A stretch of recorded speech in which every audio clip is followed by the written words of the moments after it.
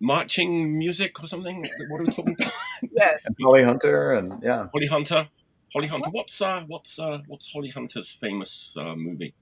Oh God, I don't know. Like all the Coen Brothers movies, like you know, Raising Arizona and Fargo. Is she in Fargo?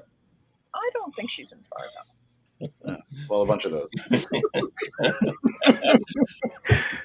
Episode started. You haven't tuned into the wrong show. This is what you're how it's gonna go. Followed the wrong link. Cheers, everyone. Cheers, Friday. Cheers. Happy Saturday morning or Friday night for most sensible people. It's gonna What are be. you drinking, Emma? Emma, what are you drinking? I'm having a Guinness. What about you? Guinness. Oh, okay. It looked pretty beefy. Yeah, it's a little dark. Nice. Ebisu Premium, born in 1890. It says in Tokyo. An old beer. I'm drinking THC infused sparkling water. Oh, nice. Yeah. Shall we get going? I guess so. Yeah. Let me just do the old likey and subscribey thingy. Like and subscribe if you'd like to. Help me out. Help me out. Help me to help you. No, right. Want us to like you? We like you, Mike. They do, but they subscribe to me though. This is what It's a lot to ask. And it's a lot to ask. All right, so let's get going. Diane, thanks for coming back. Artie, thanks for coming back. Yeah, it was Emma, a pleasure. thanks for coming back. Mike, thanks for coming back every week. Thanks for having me. Yeah, it's going to be a good one. It's going to be a good time. I'm a little bit hungover, but I'm working on that.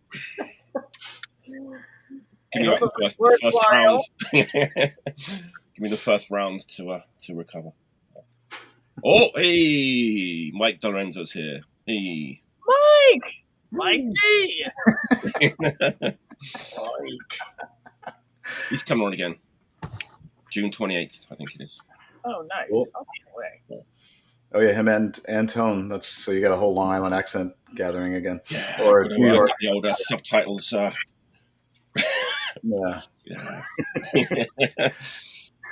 All right, Scoots is here, designer of the classic Analog Attack t-shirt and logo. There. All right, let's get going, shall we? As usual, we've all got 5 or maybe more records we're going to have a good time talking about. I usually, I've kind of gotten into the habit of kind of starting off with something new. Cool. I'm not going to do that today. I am going to go back to 1972. Nice. Nora. 1972 was a hell of a year. Yes. I mean, I don't remember it. I wasn't born yet. You weren't born yet? Yeah, me neither. I was 5-ish in 1972, and I probably wasn't listening to this band then. But hey, obviously, 72, we're kind of going to be talking about like heavy rock or prog or something like that, right? Mm-hmm. And this record has a lot of competition. There's a lot of good records came out in 72. Scorpions, Lonesome Crow, Deep Purple Machine. Lonesome Crow. Oh, okay. I'm not familiar with that one. Yeah, that's the first album. Yeah. Okay. I jump on in trance and then I don't know anything before that. There you go. That's not a bad place to start there. Lonesome Crow's good. Deep Purple in rock. Yes. Sorry, Machine Head. Uriah Heep, Demons and Wizards. Budgie, Squawk. Black Sabbath, Volume 4. Heard of them. Not bad. A couple of tracks. Dust, Heart Attack, Hawkwind. I could go on and on and on and on. And I'm not going to show any of those records, but this record is as good as any of those. Absolutely, for sure. Any guesses? Donovan? No. Close. Red? Actually, I'm surprised this hasn't been shown already because it's kind of a classic that people love. But there you go. Captain okay. Beyond. Yeah. Mhm. Yay! Yeah, the very first Captain Beyond LP, first Japanese pressing with the lovely Obi. Nice. Beautiful. But this isn't the best cover though. This isn't the best version is the American one, right? With the lenticular cover. Like the 3D cover. Like that's the first. Right. That's the Call it the Winky. Yeah, they're like the 3D thingy. Man, I've seen that. this is like stone cold classic, which I want to say this like it's like still a little bit like overlooked maybe. It doesn't sound like anything else from that year. Like it doesn't sound like, it's not kind of blues rock. It's not super heavy like Black Sabbath, but it's heavy, A little bit proggy at times. It kind of goes off into like these little kind of like psychedelic, passages, as we might say. But it kind of like it drags you back in like pretty quickly with like, a sledgehammer riff. Huh. Yeah, it's a wild record. I mean, like, whenever I get like a new needle for my turntable or a new like piece of equipment, this is the record that I kind of test it with. Okay. It's one of those. It kind of starts off with this like really heavy drum beat, and I know like what it's exactly supposed to sound like, so I know straight away. This, Right. I need to do some adjustments here. But yeah, wild, like one of the best records from the early '70s. Absolutely. That's a record that I've seen a lot, but never taken the time to listen to, and it always it strikes me as a record now that like Luca probably listens to, or it's like got that kind of like classic rock aesthetic that I'm not super immersed in. It's crazy though, because the singer is Rod Evans, right? And Rod Evans he was the singer in Deep Purple, in the '60s. Like the first 3 Deep Purple albums is this guy, and then he leaves Deep Purple. Then he puts this band together with like Bobby Caldwell, who played with like Rick Derringer and Johnny Winter, and then like 2 guys who are in I Am Butterfly. And like this record is such a huge leap from like '60s Deep Purple and I Am Butterfly and Johnny Winter. It's insane actually, like how different it is. Cool. Classic. Check it out. It's probably in like the $5 bin in your town. Because they made millions of them, I guess. It's on, it's on Capricorn Records, major label, and it's dedicated to the memory of Duane Allman. There you go, the icing on the cake. Everybody on. I like this record so much. I don't really do this too much, but I had to get all of the Japanese pressings. Wow. Yeah. Is that the 5 records that you're showing? That's it. See you next week. Excellent. Great show. Yeah, but you know what? The one I want is the US lenticular. That's the one I want, right? But it's hard to find over here. Yeah. I'll keep my eyes peeled. Keep your eyes peeled. Yeah, keep your eyes peeled. That's my first pick. An absolute classic from 1972. There you go. There you My go. mom was 16 in 1972. So she was probably a fan. Maybe, yeah. They should have been bigger. Like I don't know. I didn't like check how many records they sold when they were around, but they should be more well known. I want to say than they are. So, and it's way better than like Dust too. And I think way better. Oh, it's a great record. Yeah, it's great. Yeah. All right. You would like it, Artie. It's not as middle of the road as you're thinking. No, it's like it's really super heavy. Okay. Yeah, very powerful.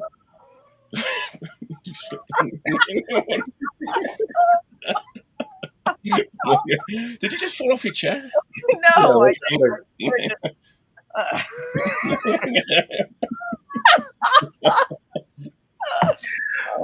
We're off to a rollicking start here, yeah. All right. I want to say that like this record's kind of like one of the templates for like stoner rock, not to kind of put anybody off, but it is right. It has that kind of groove to it, Okay. Not nearly as boring. Exactly. Yeah. Way more dynamic than all that stuff. It's like Stoner Rock's like they took like one riff from this record and made a whole album out of it, right? Right. Whole genre. All right. That's my first pick. Captain Beyond, 1972. There we go. Yeah, I'll have All right. to check it out. I don't know it, so I have to Yeah, watch. I'm sure. Like, I can't imagine like someone not liking this record. I can't imagine that person exists.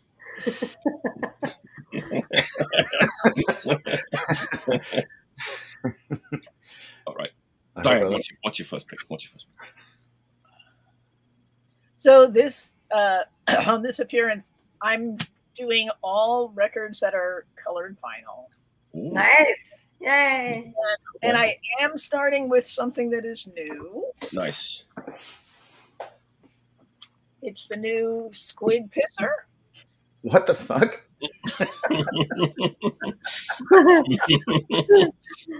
It's on Graft, so it's a comic book and record set.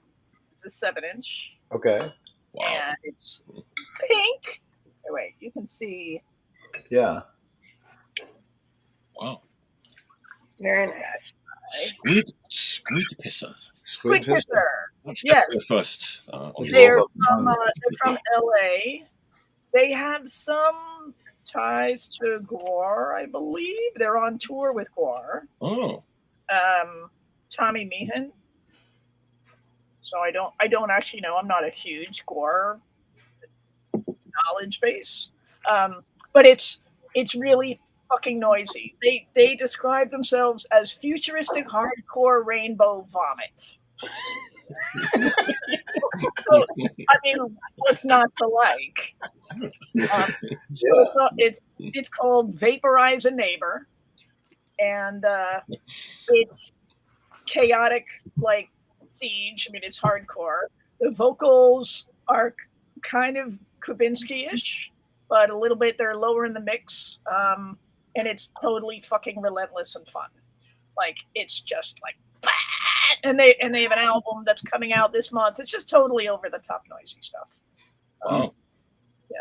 And I'll show you the comics. So we got Mike Diana. Like it's a serious, like a great. There's a lot of obscenity too. I don't want you to get in trouble for your broadcast, Mike, but there's a lot. Like there's dicks on every page. So I'm sorry I brought that, but yeah. So there's comics by Gregory Jacobson, Mike Diana, Monstark, Mike Chillian, Dave Savage, Eric Schneider, Johnny Ryan, and more. Johnny, I thought that was Johnny Ryan. And Mike Diana's like that crazy boiled angel dude, right? Yeah. Yes, he is. Yeah. Okay. Yeah. So it's pretty. So now, just knowing that, I can kind of imagine what the band sounds like. Yeah. Right. It's like, okay, that's who they're tied in with. But but yeah, it's yeah. If I saw that record in the store with the name and the cover, like, I wouldn't really kind of know what to expect, right? Right. Oh, and it comes with this. I don't know if you can read this. Can you read that, Mike? Oh God, you put me on the spot. No, I'm ashamed to say that I cannot. A little sleeve thing, and it's a limited. Mine is 468 out of 500. Oh wait, and look at the back. Good God. Oh. Was this made by AI or something? No. I don't know. I really have no idea. I cannot speak for Squid Pisser. Who put that out? Skin Graft. Scott. There you go. Yeah, so that's quite the indication. There you go. Okay. It's a comic book and record set. There you go. That is cool. Which is a great stick. I was just listening to a record on Skin Graft. I'm pretty sure it's on Skin Graft. Zenny Gaver. Oh yeah. The one that like Steve Albini plays on. Yeah. Okay. But now I'm picturing the scene after you said Skin Graft. Yeah. Yeah. like out there but aggressive, Mm. aggressive. Cool. Nice. I definitely want to check that. Yeah. Oh. All right, Artie. Oh, I'm up. Follow, Yeah. follow Squid Pistol. It's tough. It's If you can follow Squid. You want to toss This is the record. Hold on, I got this. This is a local band. I'm going to take you back to 2023. Oh. This is a Chicago band. Bear Mace. Bear Mace. Wow. Bear Mace. The guys probably looking at this photo, you can guess what they sound like. But it's a Chicago band. They're not super active. They don't play a ton. But this came out on Redefining Darkness. How pretty. Yeah, very pretty. There's only 200 or 300 of these or something, and I guess, I don't know if they're sold out or not, but the band doesn't play too often, but we had a chance to play with them, but we were on like a fest and we were on a different day, so I didn't get to see them. But it sounds like it's that sort of delta between death metal and thrash that's like a little bit sped up bolt thrower, some grave, that kind of stuff thrown in, and it's just really great. I mean, the songs are Destroyed by Bears, Xenomorphic Conquest. They're kind of all over the map with their like various post-apocalyptic fantasy stuff. But it's really good. It's just like short and fast songs. Doesn't drag on. It's not too high concept or anything. It's called Bear Mace, and the album's called Charred Field of Slaughter. And I've just been blasting it like pretty thoroughly for the last like 2 weeks. I ordered it on a whim because I ordered another record from Redefining Darkness, and I just wanted to, you get into that weird mindset that makes no sense where you're like, I better order more so that the shipping is justified.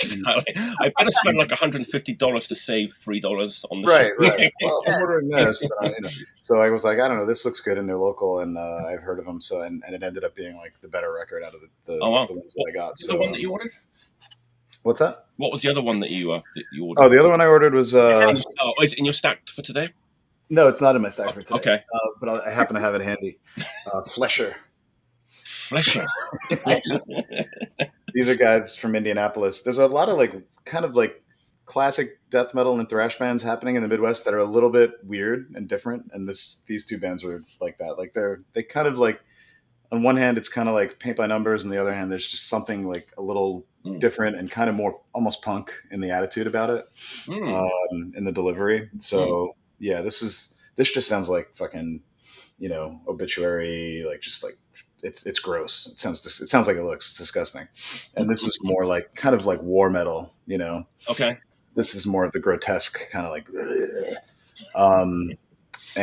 so that's kind of, I've actually been kind of pinging between these two every week or so, but that's my pick, Bear Mace. Nice. That's very arty. It's very arty, not arty. It's very. Thank you. Yeah. I've reached expectations. Yes. More of that came from. Not this. All right, Emma, what's your first pick? I know it's something that hasn't been shown because you did go through the list. A band from Toronto called Pile Driver. Oh. Yay! Called the Metal Inquisition. Quite good. The lyrics are hilarious to that one song. It's all about metal. They live it, they breathe it. It's very good. It's from '84.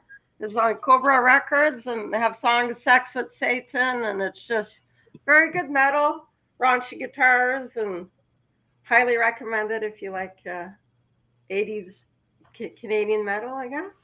It's very good. Did they start were they a parody band at first, or were they like kind of like a... No, I don't think so. The guy wore that outfit until I saw them a couple years ago. That's Still wearing it. He's still wearing it. But still wearing it. Oh yeah, but everything was sticking out at the same time. Still wearing the mask, and yeah, very good. They don't play guitar like a pile driver. It's great. I also thought that like they were kind of like not a joke band, but kind of a Well, parody I don't band. know. Like I a don't. fun, yeah. I didn't know it at the time. It was like later people told me like what about it, but you wouldn't know because it's such a good record, right? It's amazing. Oh, that's very good. Yeah.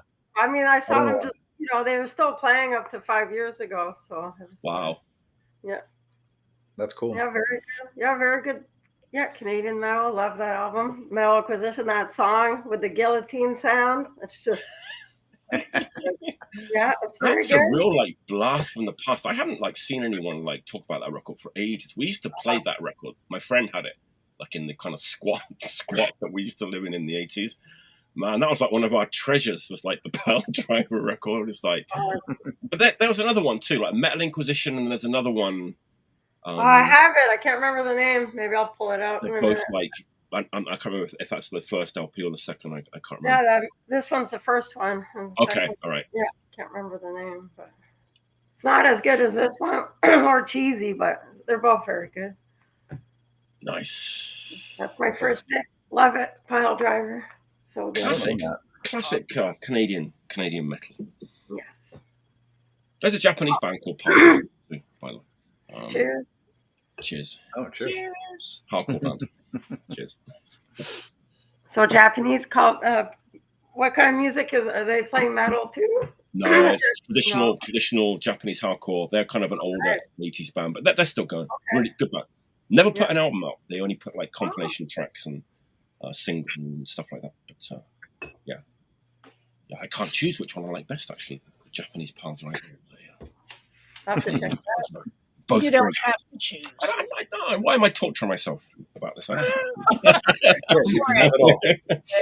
that's why we're here. Wow, that was a great first round. Lots of variety from 72 right up to last year. There you go. This year. Oh yeah. That's true. Okay, this year. I got something for this year. Okay. It's brand new. Well, it's about 3 weeks old. That's pretty new, right? Yeah. It's from Japan. It's on Iron Lung Records. Okay. And Black Hole Records, who are a Japanese label, kind of split release. It's going to be kind of ugly if it's on Iron Lung, and then this is sort of no exception. This is a little bit different to what Iron Lung generally puts out. It's very evil, actually. Yeah, I'm quite scared of it. It's quite frightening. It's quite a frightening record. You're scaring us. I'm scared to pick it up. It doesn't look scary though, and the band name definitely isn't scary. It's kind of comical actually. But talking about this band, Klonns. This is the right way up. I saw this in the Iron Lung email, and I was wondering what the hell it was. Klonns. Sit back, relax. Let me tell you. Yeah, Klonns, and I think it's they have some other records out. I know, like singles, and I think they have a split album out. People like this band. They're a new band, young people, and they call themselves like the new wave of Japanese hardcore. Mm-hmm. And they have a lot of guests on. Like almost every song has a guest on it. That's fun. Which is why I'm frightened. I was frightened, but you don't have to be frightened because honestly, you wouldn't really notice there was guests on here if you didn't look at the back sleeve, which has like the guests listed on the back. But like, they have like a kind of hip hop, like a weird hip hop, eerie hip hop intro and outro, which sounds bad, but it actually works really well. That is weird. It is. It's like young people into all sorts of music, but they don't mix hip hop into the songs. It's just like an intro and outro. So there's no rapping or anything. Don't worry. There's one song which features Arisa Katsu, and I don't know what band she's in. And actually, the song's called Beherit. Beherit. That song is my favorite song on the record. It's like got female vocals on it. It's really good. But what are we talking about musically? I don't know, man. It's kind of like it has like that 80s kind of metallic Japanese hardcore, kind of mixed with Cleveland. I want to say like scary Cleveland. Right? You know what I mean? like cold front or just like the little bit chugga chugga, you know? Yeah. A little bit. It's a little bit chugga chugga. But like it's okay. It's kind of evil chugga chugga. You know, you could almost like, I can picture people doing like martial arts to this band in a live situation. But it has this kind of evil, like Japanese 80s side to it too, which kind of is just enough to kind of like, you know, keep the kung fu at bay. You know. Are you talking high contact martial arts or no? Well, you know what people do these days when they're in the mosh pit, they kind of do a lot of like karate kicks and some floor punching. Yes, and I haven't seen this band live, but I can imagine young people doing that at one of their shows, like they would do at man, what's the other band I really like from Japan? That's like they're basically like kind of like they're a death doom band, but everyone does like karate at their shows. I love that band. It's one of my favorite records from last year. What band? Super heavy Japanese band, super heavy and slow. Come on, Mike. It'll come back to me. Let me know in the comments what band I'm thinking of. Trip of Misery, or no, like more like Death Doom, like super like Victory style, like slow, like Death Doom, Japanese band. It'll come to me. But anyway, yeah. So it's funny.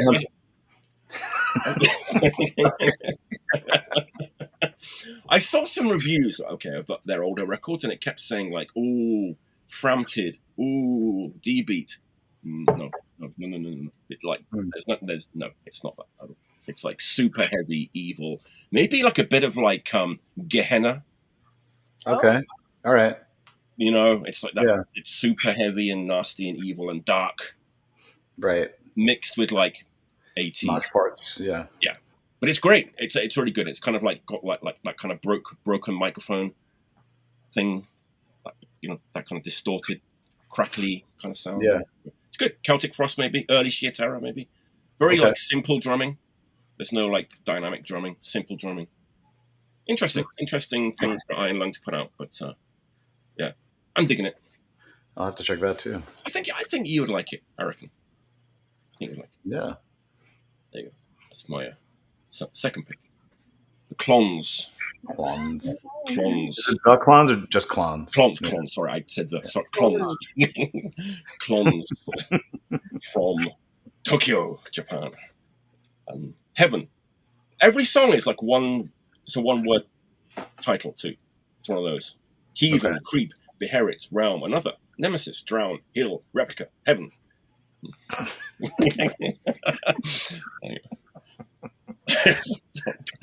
Actually, no, it's not Coffins.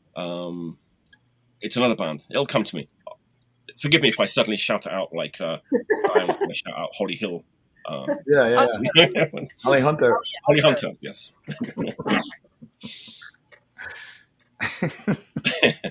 That's my second pick. All right, Diane, what's your second?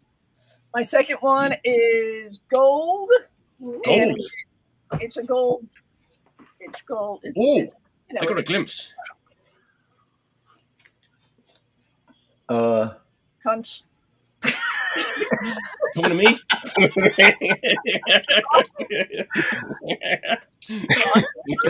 Thoughts are present.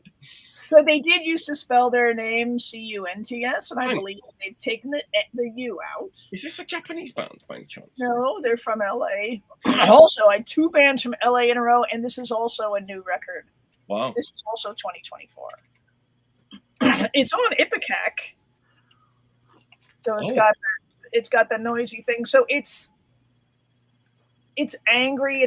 It's sort of more like Cows, Heroin Sheiks, like that thumpy, rumbly, like not angry, but really, really angry. Jesus Lizardy, aggressive like Big Black. The band has an interesting history. They broke up in like 2022, and the guitar player had cancer. He beat cancer. The singer got into what's called a freak car accident. I don't really know what the details were. I was trying to find info for for this, and it said that he did something to one of his vocal cords, like he couldn't speak, and then went through all of this therapy and now can sing again. And their songs before were more just like crazed and unintelligible. And now they are structured songs, but they're still totally seething, angry, just like, fuck you, fuck me, and fuck everybody. But they're really freaking great.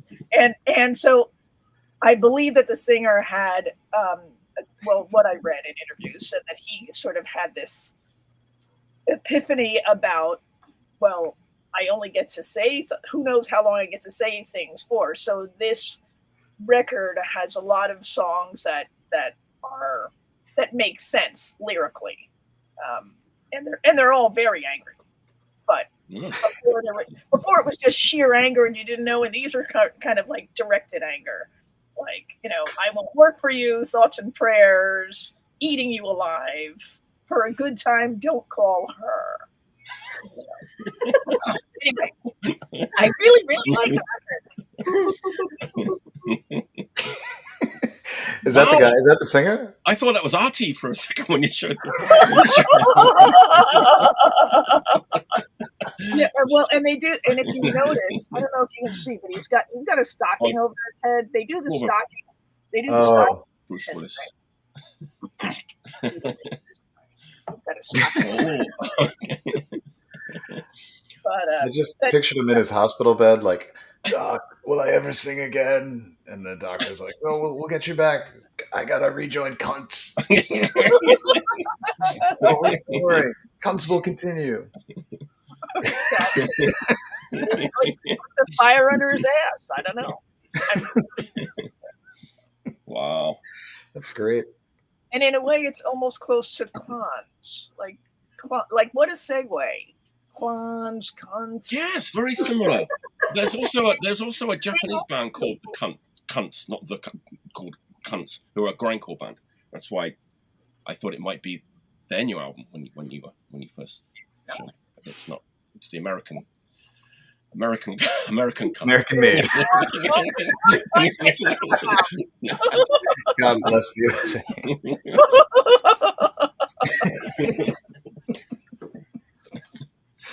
Wow. So far, there's nothing I don't want to hear. Yeah, it's good. Me neither. Yeah, this is good. Yeah, it's going well. Your turn, I guess Artie. Spoiler, Artie. Time for us to give you a thumbs down on one. All right, this is also a new one. Just came out this year. I don't know. I can't think of a clever intro, so I'm just going to show it. There it is. I'm surprised this hasn't been made an appearance. Me too. I can't find it here yet. But this is. That's a great cat. It looks like her. It's actually, she looks like a young Poison Ivy. From the Cramps. Well, so, how old is she now? Her or Poison Ivy? I have no idea. Either.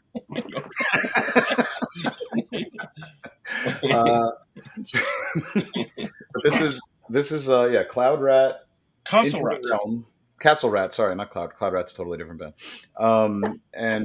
This I guess it's on like its third pressing now. This came out a while ago. It's on some label I've never heard of called King Volume Cosmic Artifact, but Wise Blood Records did or got a little exclusive pressing on their Bandcamp, so I bought that. So whatever. This is the prettiness. Oh, nice. Yeah. So they had there's 5. Every pressing has 5 different colors or something, and they're all named after the pressings are named after the characters that are in the lyrics of the songs. So it's very Dungeons and Dragons-y. It's very in a time before time. I might even say in a time before time. Greetings and welcome to the realm, my creatures. I am your rat queen, and we are on a mission to blah blah blah blah in the dome worlds and eons from here, and so on. Like a story, kind of a world building album like that. Wow. And so they have all these characters: the Plague Doctor, the Rat Repress, something. I don't know. There's a few others, but and every every pressing is named after one of those characters in the story that she's weaving. Ooh. So, and she's like, I mean, I don't want to be crude. She's quite attractive, which is like a big, like if I'm flipping past records and I see this, I'm gonna definitely want to know more.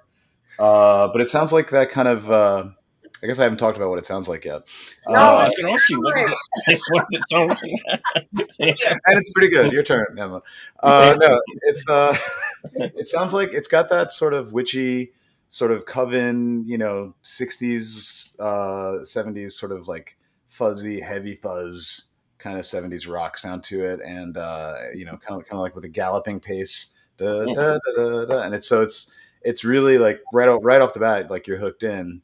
After a while, like I think most of the good songs, there's only 8 songs, and the best ones are 9 songs. The best ones are on the first side. Then it starts to drag a little bit, but it's like I keep flipping it. It's still really good.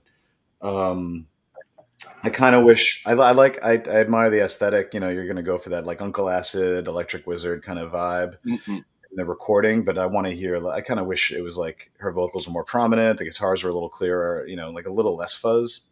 Yeah, and they're from Brooklyn. Oh, and her name's Riley, the singer. She's got her own Instagram that has, I think, like way more followers than the actual band, because she's just cavorting around on it. So it's like that's their angle, but it's a great record. It's actually really enjoyable, and I guess it's like they're pretty hot shit in New York right now. I think they're selling records hand over fist. So yeah. Yeah, definitely seen like a lot of people like talking about that record. Yeah, it's worth owning. It's not like mind blowing. It's kind of like meat and potatoes, but it's great. We like meat and potatoes.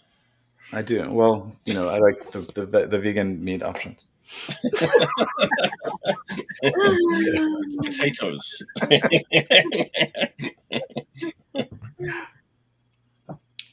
Time for more. Nice. What's the name of the album again? Is it just the song? Oh, sorry. Castle Rat, and the album title is Into the Realm. Oh, sorry. Yeah. Into the Realm. The songs are like, The Mirror, Cry for Ale. Like, come on. So, it's a good time. I'm in. Yeah. I've actually been looking for it, but I haven't seen one yet. I'm surprised they haven't been picked up by like a larger, more international label, but I hope they kind of don't. Like if they get signed to like some of these bands do, and then they get too polished and like the production gets too big. Like it's happened quite a lot. Like Nuclear Blast has been like signing up some of these bands, and like as soon as they do that, it's kind of over. Right. The magic is gone. It's like overproduced and yeah, like Southern Lord or something. Yeah, even Southern Lord will be okay, I think. But like Nuclear Blast or that Napalm Records, European label, things tend to kind of start going wrong when those kind of doomy, occulty bands sign to. Anyway, is that a yawn? If Castle Rat, if you're watching, don't sign that Nuclear Blast contract. And like and subscribe too if you're watching. Yeah, while you're at it. All right, Emma, what's your next pick? I got a band from New Brunswick called Hard Charger. The album's called Parasites. Pretty good. Came out in 2016. They call themselves Crust and Roll. They're pretty good. Fun. Guitars are good. Singing's fun. Seen them play a few times. They're a very good band. They're playing touring Europe right now. Their last date's tomorrow in Paris. And, that's a great name, Hard Charger. Hard Charger. Let's have another look. Let's have another look at the record so we can see it. There you go. Hard Charger. Bad Omens. It's called. Bad Omens. I think that's their first full length. The latest one's Take the Guff and Suffer. That came out a couple years ago. I like this one more, so that's the one I chose. Listen to this one more. Are they a Canadian band? Yeah, from New Brunswick. It's a Quebec, next to Quebec's New Brunswick. That's, I thought you were talking about New Brunswick, New Jersey. Oh, no, like, New Brunswick, Canada. Very nice province. Very green there. Looks real nice. Is it Motorheadish? Is it a bit Motorheady? New Brunswick? No, Hard Charge. Motorhead, are you saying? I thought you said Motelly. I was like, what's No, Motelly? someone was like, Yeah, Motorheady. Is that they what you kind of like said? they have that. Oh, Motorhead. I thought you said motel. Oh, That's God. what I heard. I was like, The motels My too. English is Oh, really. that's You're getting there. Yes, definitely. Yeah, I guess I don't know how to describe them. Crust and roll. I can kind of. Yeah, crust and roll is pretty good description, I guess. Very fun live. They put on a good show. Is there lots of bullet belts and? No, actually, the guys themselves know. They look no bullet belts in sight. What do you call those things? What do you call those things? The shoelace? No, they don't Chaos wear. strap. Is that what it's called? Like, I call it a shoelace, but no, they don't. They don't wear those either. That's a good look, but they don't sport it. that's weird though. That's another record that like I literally saw someone, I think 2 days ago. I think they posted that in the What Are You Listening To group. Probably a fellow Canadian probably posted There you that. go. Nice. Hard Charger. Yes. It's a great name. Yeah, they've toured Europe a few times.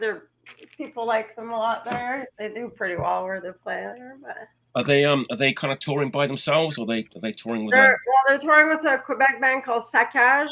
I don't know, metal band. I don't know if you've heard of them. They're pretty good. Metal. Hmm. I don't know how to say. Maybe English people call it Saccage, and I don't know how you'd call it. How do you spell it? SACA. I think SACCAGE. Saccage. Sackage. Yeah, maybe that's how people say it in English, possibly. But yeah, the tour is going pretty good, so Nice. nice. Yeah. I wonder if they're playing. There's K-Town Fest is coming up, right? No, their last date's tomorrow in Paris. Okay. Yeah, That's like the 10 big days. punk festival coming up, right, in Copenhagen. Yeah, that. K-Town. I bet that'll be a good fest. Yeah. Copenhagen's great. Not to go off topic, but Copenhagen's a great. So they got some good beers too. They do. Well, that's my second. Right. General Speech. Tom from General Speech, his label, does a very good job at kind of like reissuing stuff that should be reissued in a very like tasteful way, unlike other labels. Very nice, great label, great guy, and he's just done us all a great service by kind of reissuing something that it's kind of hard to find, this record, and it's a little obscure, even though it was on kind of a biggish punk label. It was on like Fight Back Records, which is like a subsidiary of More to Hate Records, which was Conflict. Yeah. It's a Conflict thing, right? Back in the 80s. And I feel like Fight Back Records was kind of doing the heavier stuff. Okay. The heavier stuff, the darker stuff. More to Hate, pretty heavy label, but, Fight Back was kind of a little bit different. What did they do? They did like Exit Stance, like one of the like heaviest like anarcho-punk bands, and Vex, super dark, like gothy, post-punk anarcho. Kind of slightly different vibe to like Fight Back Records. And this record was on Fight Back Records too. It's been out of print since 1984. So thanks, Tom. Thanks, Tom, for reissuing this record. You're going to love the artwork on this. It's kind of classic. Talking about the Legion of Parasites.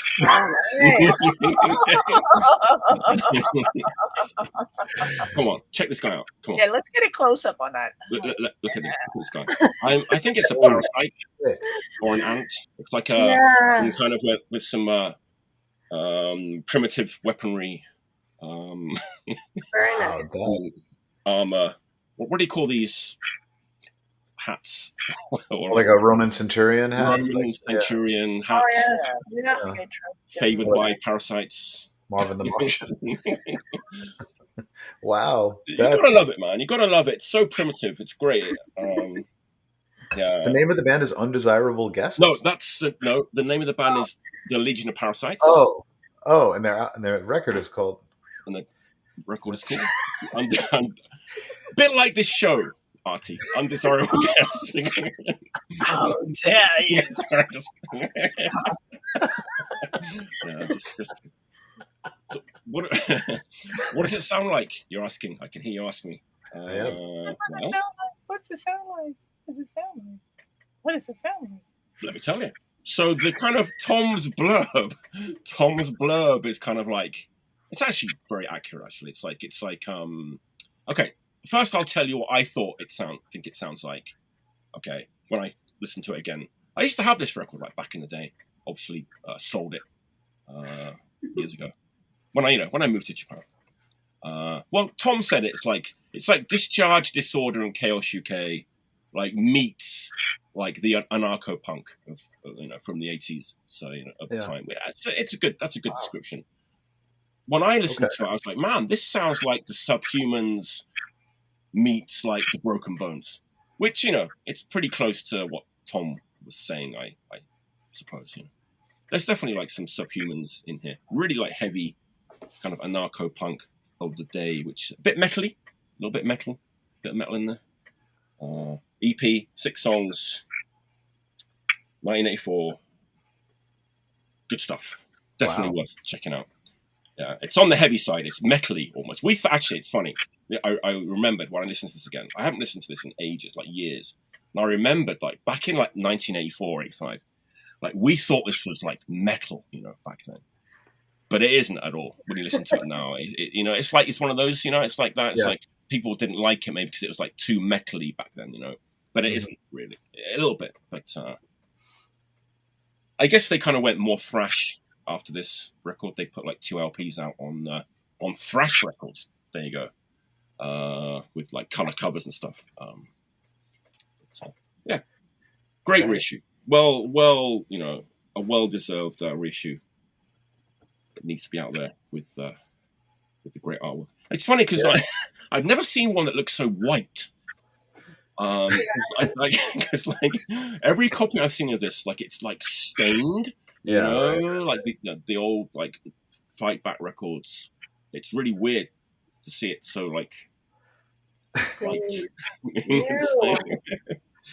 Yeah, that is a choice. And I'm wondering, like, was the original like purposely tea stained like that? Let us know in the comments. So I actually saw on Discogs, even the picture on Discogs, it's all kind of like tea stained, the cover. Mm-hmm. So maybe the original does look like that. And maybe they do that. Maybe it does. So, yeah. Nice. Undesirable guest. Let's have another little look at this, our friend.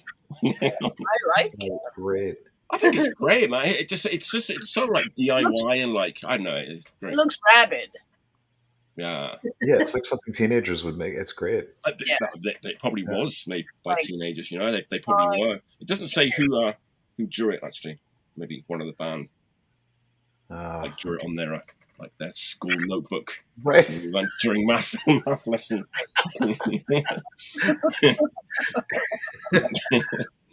But it's great. Honestly, it's really, really good. Subhumans meets the Broken Bones. That's my my opinion on it. Others' opinions may differ. So. Yeah. The winning streak continues. This is all good stuff.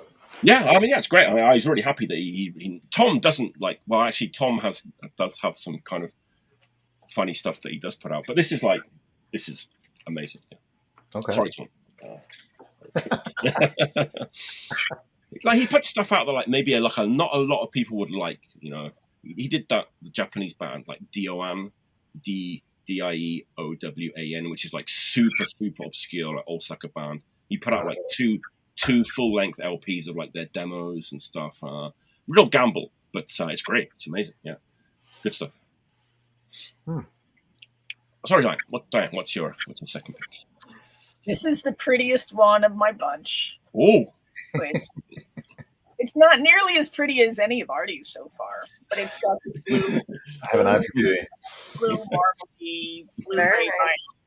And this is Nordjevel. So I Good believe insight. it means Nordjevel. Nordjevel. Nordjevel. It's their first album. The first album from 2016. I'm kind of glad I decided to do like color vinyl because I didn't really pay that much attention to this. It's almost 10 years old, and it's actually a really good record, but it's not a standout.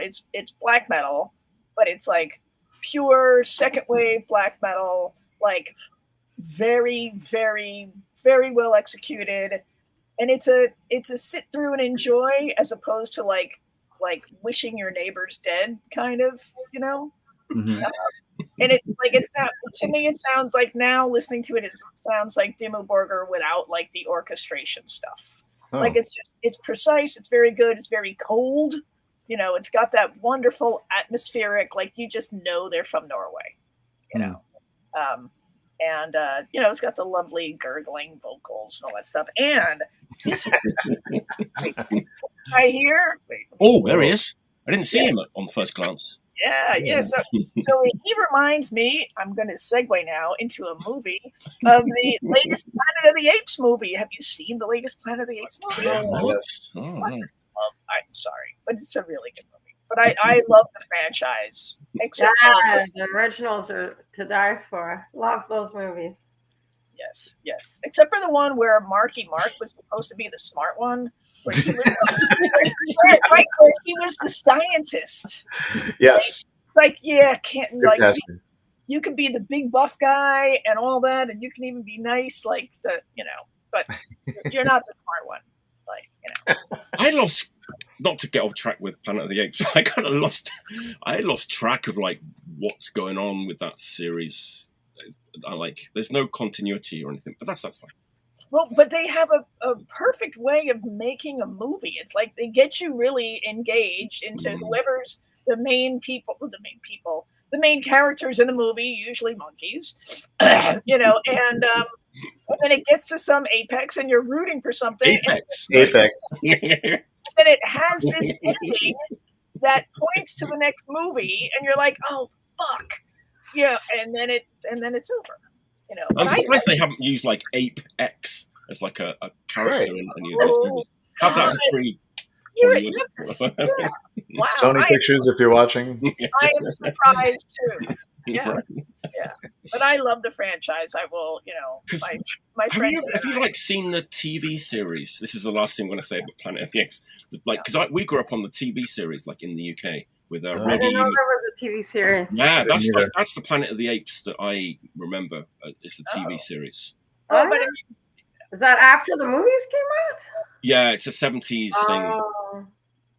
Was it a sitcom? What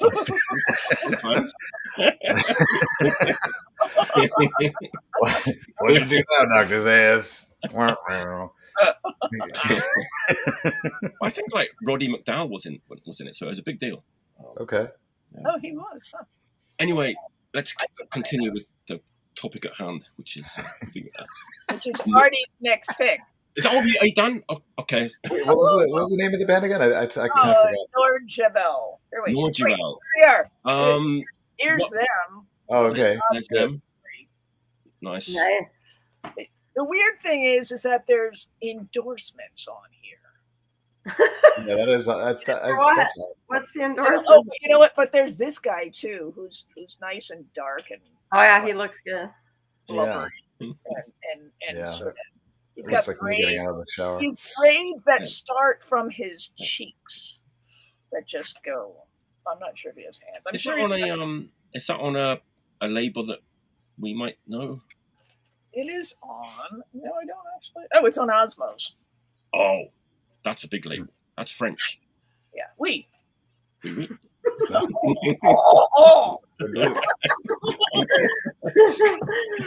Yes, so that's Osmose Productions. That's the record. It's got the scary ape guy with a beautiful landscape.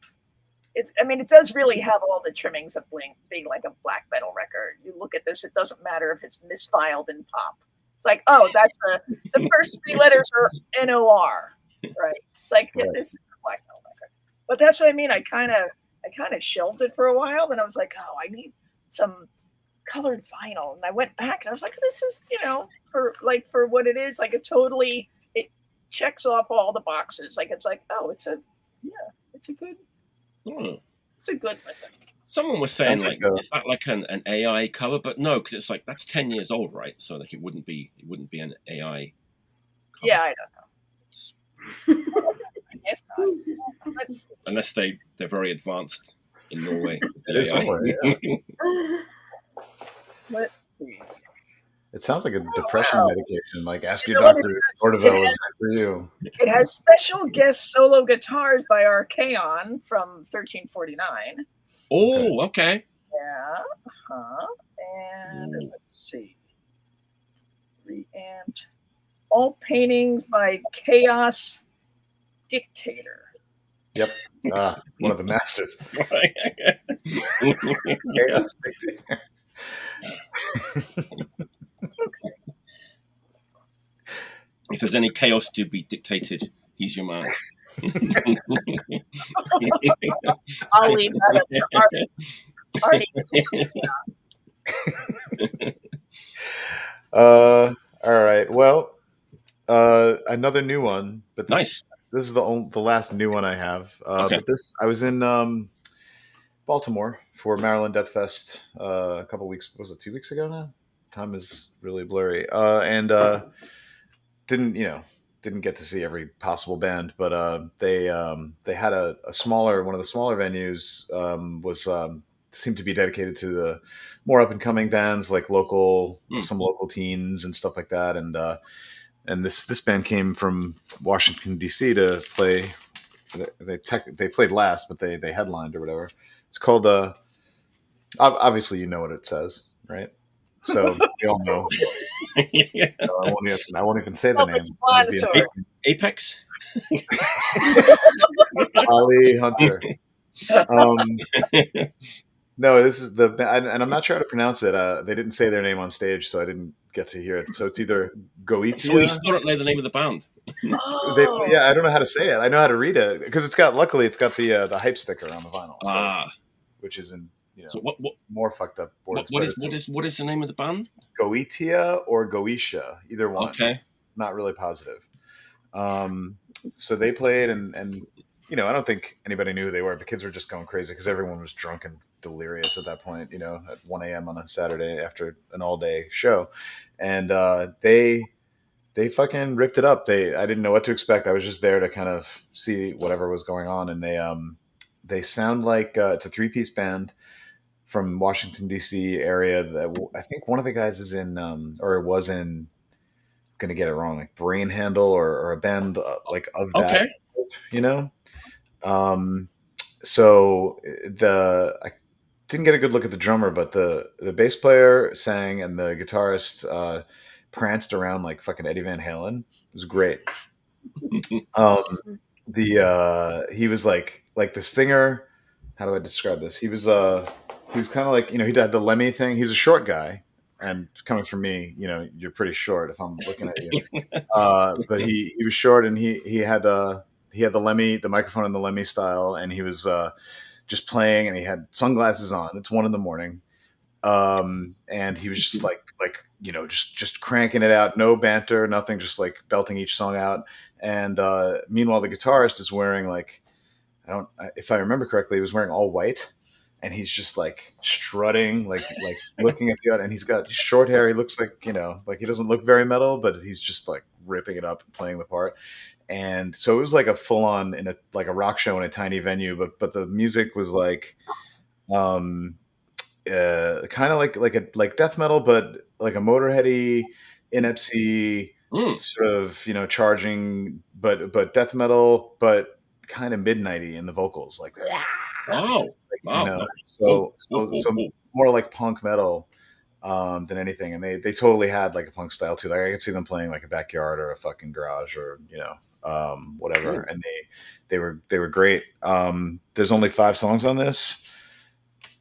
I guess they like to read funny books, but it's like this dude, then this one's our song Guricha, and then Kukuri, and then you get straightforward stuff. So I don't know, but I looked at the lyrics. The lyrics are pretty like, you read them once and you're singing along, but basically like this is about zombies. This is about like raising spirits from the dead, like talking to dead spirits. This is about summoning a demon. This is also about zombies. And this is about like the apocalypse. So they've got everything I want to hear a song about is in this record.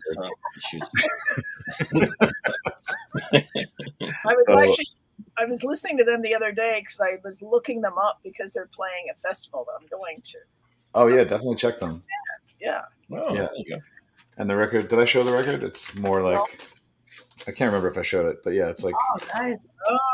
splattery and translucent gray, and Just so feeling the show there with those. I know. I have a serious aesthetic here. I'm gonna take a wild stab in the dark and say that record isn't on Nuclear Blast. No, it's not. I think it's self-released. Oh, they know. Here, there's this fucking information on the sticker that I could have read, and then featuring members of Genocide Pact, Brain Tourniquet. Oh wow! Okay, now I'm all in. I'm all in. You got me. Deliriant Nerve. So, I think it was the Eddie Van Halen dude who was in Brain Tourniquet. I'm not sure. I was going to say, I bet it's him. Yeah. Yeah.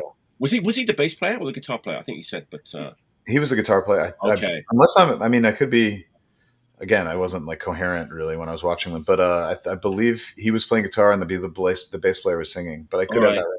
Okay. I was just gonna say, man, if you've like heard the Brain Tourniquet album from like last year, yeah, I was playing bass that. Playing on that is insane. It's like in like I don't know, man, it's like in Power Violence, King Crimson. It's like it's insane, right. insane. I remember putting it on, saying, "Here we go again, another fucking Power Violence fan." Again, and it was like, "Oh, this is next level." Yeah, man. Even I'm not really a fan of like Power Violence that much, but that record is incredible. Yeah, yeah. Well, that's really piqued my interest now that I know this that Brain Tourniquet. Yeah, it's worth checking out. I mean, 5 songs just blazes by, and they're all memorable. And it's I don't even know if it's on a label. I can't. Oh, here we go. Persistent Vision. I don't know what that is. It might be their own label. I have no idea. Nice. Okay, that's a great pick. I'm very. That sounds intriguing. I'll have to check it out. Yeah. Midnight Touches, Brain Tourniquet Connection, Yeah. White Clothes.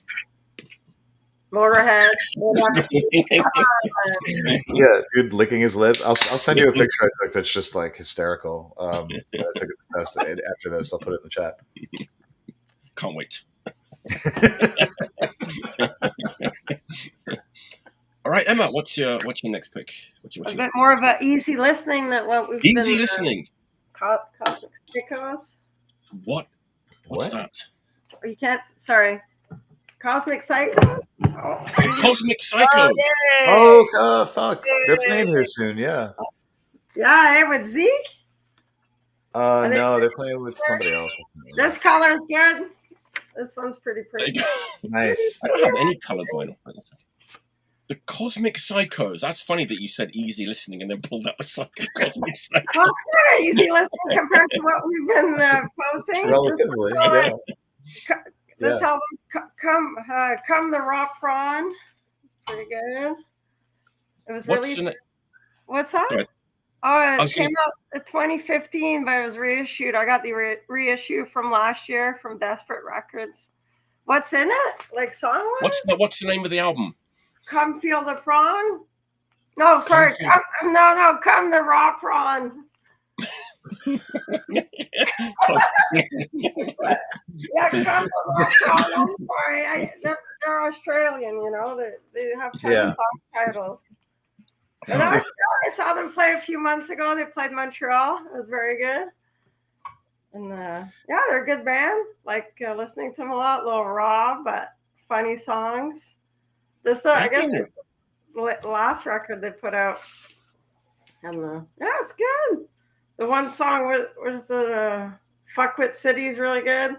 Checking your bum for grubs. Come on. Come on. It's easy listening. Funny. Checking your bum. There we go. We've got like a full explanation from a fake Australian. Oh, thank you. To come the raw prawn is Australian slang to mean to pretend not to know more than you actually do. Does that make sense to anybody? Yeah, I probably do that all the time. I'm going to sneak that into my vernacular from now on. Not pretending to know. Are you coming the raw prawn there? The last song's a bit weird on this record. It's about, I think, his ex-wife taking him for his money. And keeps repeating, "You didn't want to fuck me. You didn't want to fuck." It's very. Last song's a bit hard, but the rest of the album's quite good.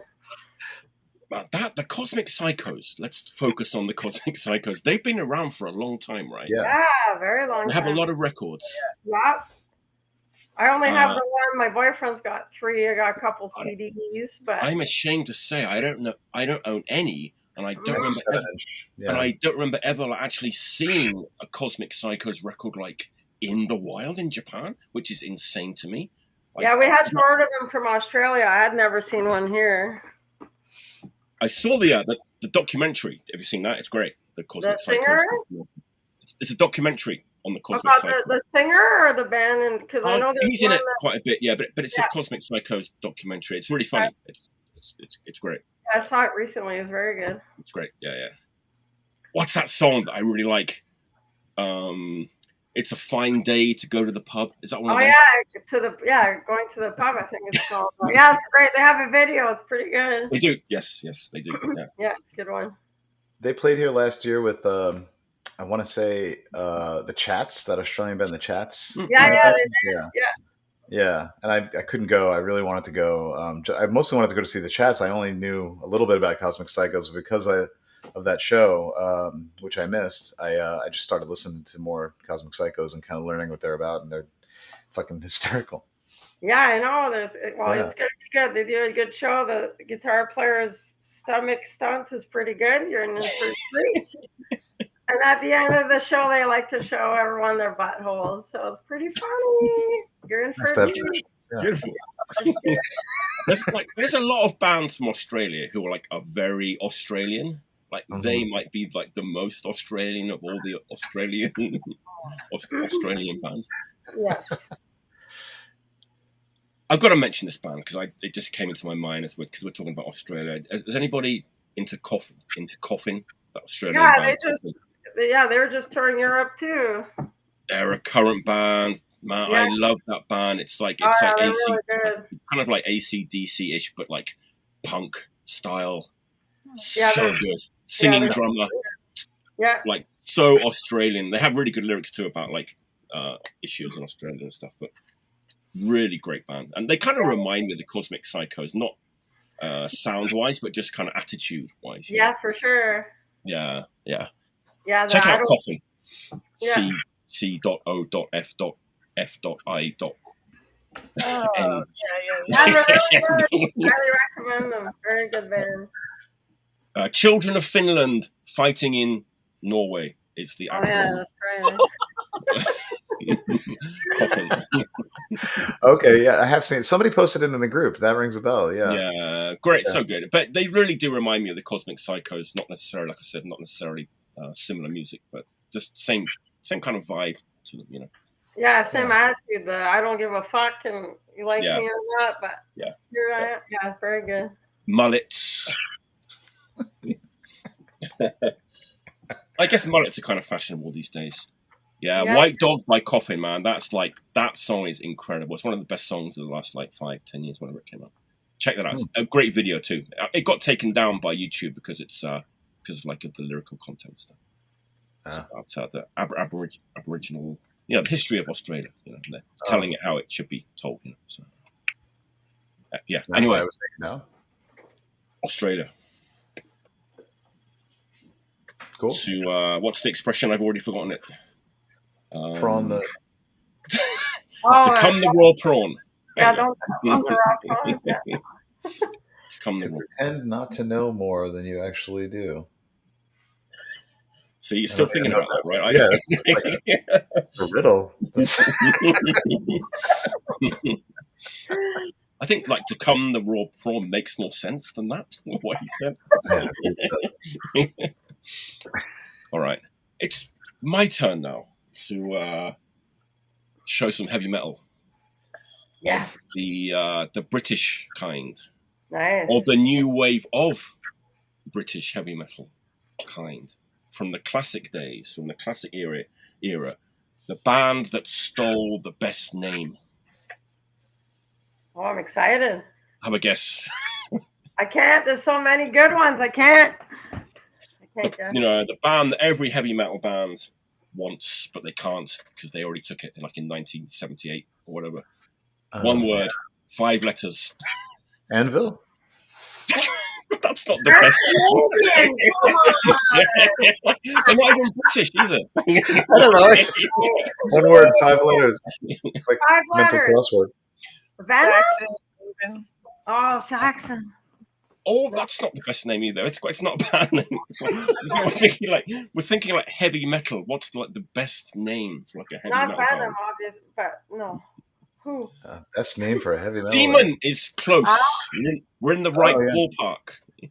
It's one Satan? of his mates. Oh, yeah, Satan would be good. Oh, Yes. man.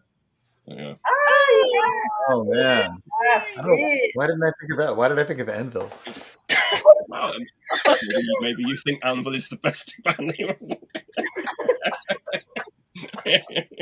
And that's fine, Artie. That's fine. You won't be asked back. So what do we got here? I think people know who Satan is and know Satan the band. They are like the best band, I am going to say, of all time, any genre, who came back after a long hiatus and released like a flawless string of like records, like 3 in a row, all on Metal Blade. And they toured the States and they played in like small venues. Yeah, I saw them. You saw them? Yes. I bet they were amazing, weren't they? They were great. They were great. And they played with Venom, Venom Inc. Venom Inc. Okay. Yeah. It was great. Yeah, oh man, those 3 comeback records are like okay. So their classic LP is Caught in the Act, right? That's their like the LP. It's the classic from back in the day. These are the demos, or as we like to say, the early rituals. They're not demos; they're early rituals. 3 of them. We got three. It's funny. Three rituals. 3 different singers, 3 different drummers, but the twin guitar team is intact as they are to this day. They're the 2 like key members. Tippins and Ramsey, Russ Tippins. That's such a good thing. Russ Tippins. So you know, demo 1 from 1981. The singer is Trev Robinson, the famous Trev Robinson, who also sang in nothing else, apparently. Just Satan. He was only in Satan. He's done. You're welcome. He couldn't go anywhere after that. Right. But the second singer from the Into the Fire demo from 1982 is our man Ian Swift, or Swifty, who Artie is very familiar with. I am. You just don't know you are, but you are, because he sang on a record you picked in the last episode. Oh. Yeah. Think Scarecrow. the UK. Think, not Anvil. Think the UK. Think thrash metal. Oh, that Adam Craft. Yes. Oh. And Swifty also sang on that record, and he was a singer in Satan. Oh. Pretty interesting, That's right? wild. And then this is the most surprising, on the third demo, which is not early. This is not an early ritual. In fact, this is like a late ritual because it's from like 1986. But I guess they kind of needed to kind of fill up space on the record. But it's good anyway. We got Michael Jackson on vocals. Classic. Is there anything he can't do? Rare ritual. Not the Michael Jackson. The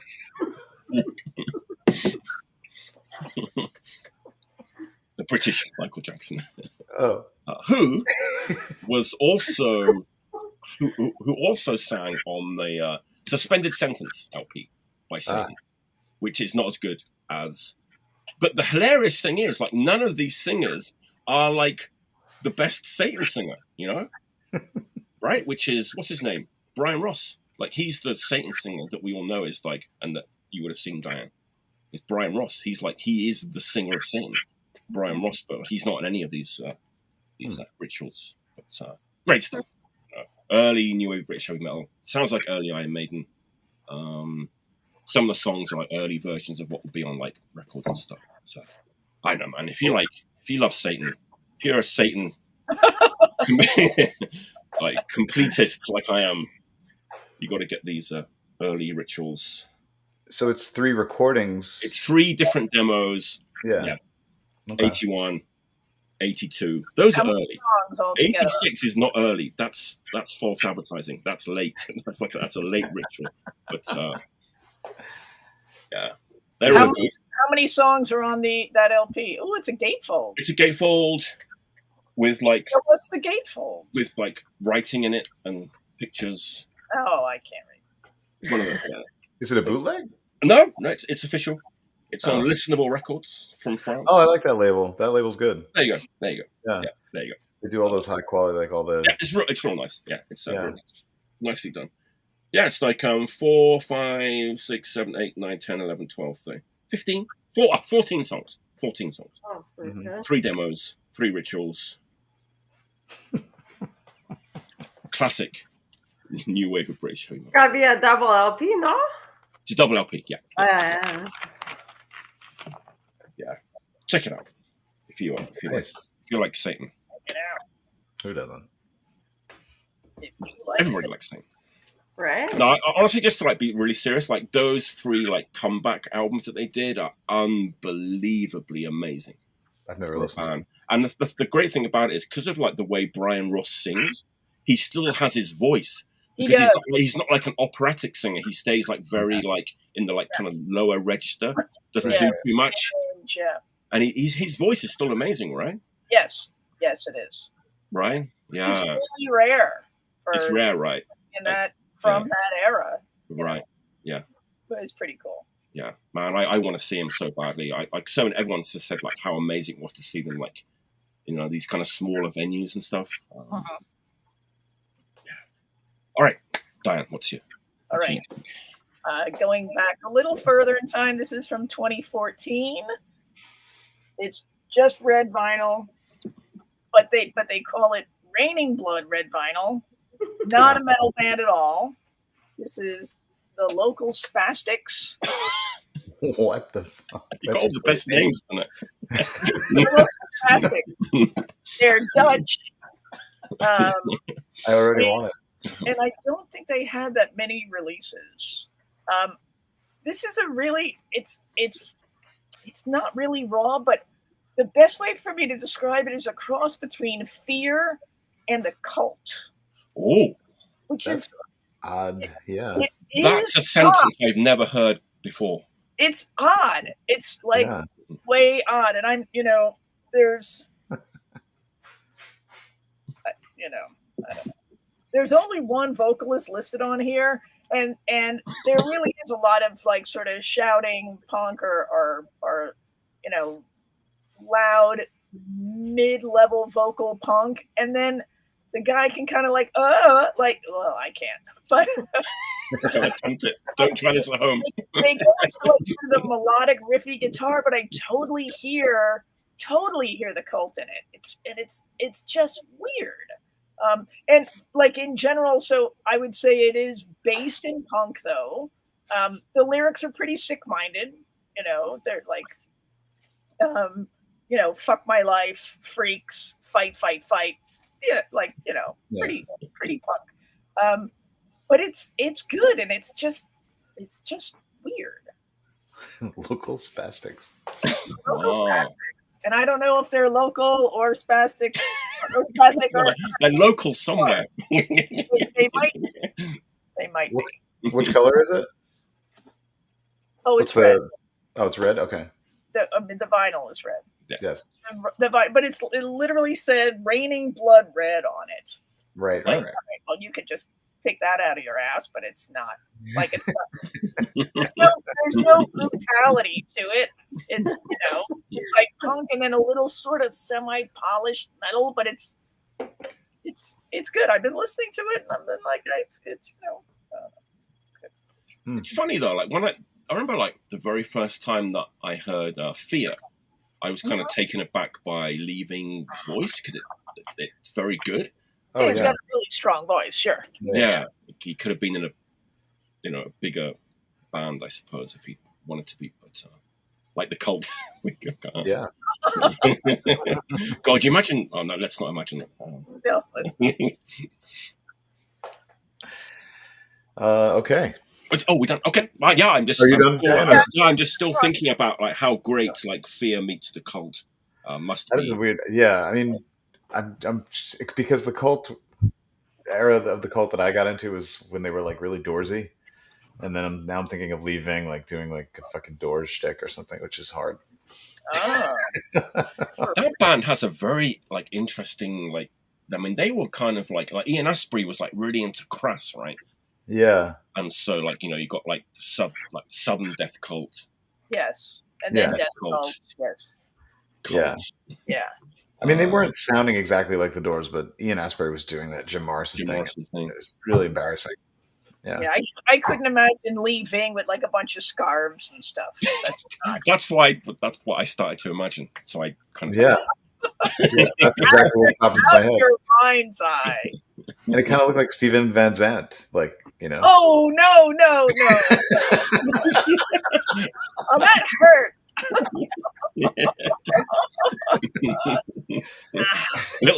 little leaving. Amazing. All right. Okay. So I want to check what label put that out. If we didn't. Oh yeah. Check it. Let's see. We might have done it. Amsterdam Recording Company. What? ARC. Right. Yes. So, okay, great. How's I going to lead this in? Okay, so anyway, this hitting hard now. Dropping records here. The this was recorded in 92 or 93, early 90s, but not released until 98, and still for sale for $6 on Neil Burke's website. So who you may remember from Born Against. Men's Recovery Project. Men's Recovery Project, correct? Yeah. So he played in this. I love them. That is very. I'm getting the like. They're I know. I literally saw that record yesterday in the used bin.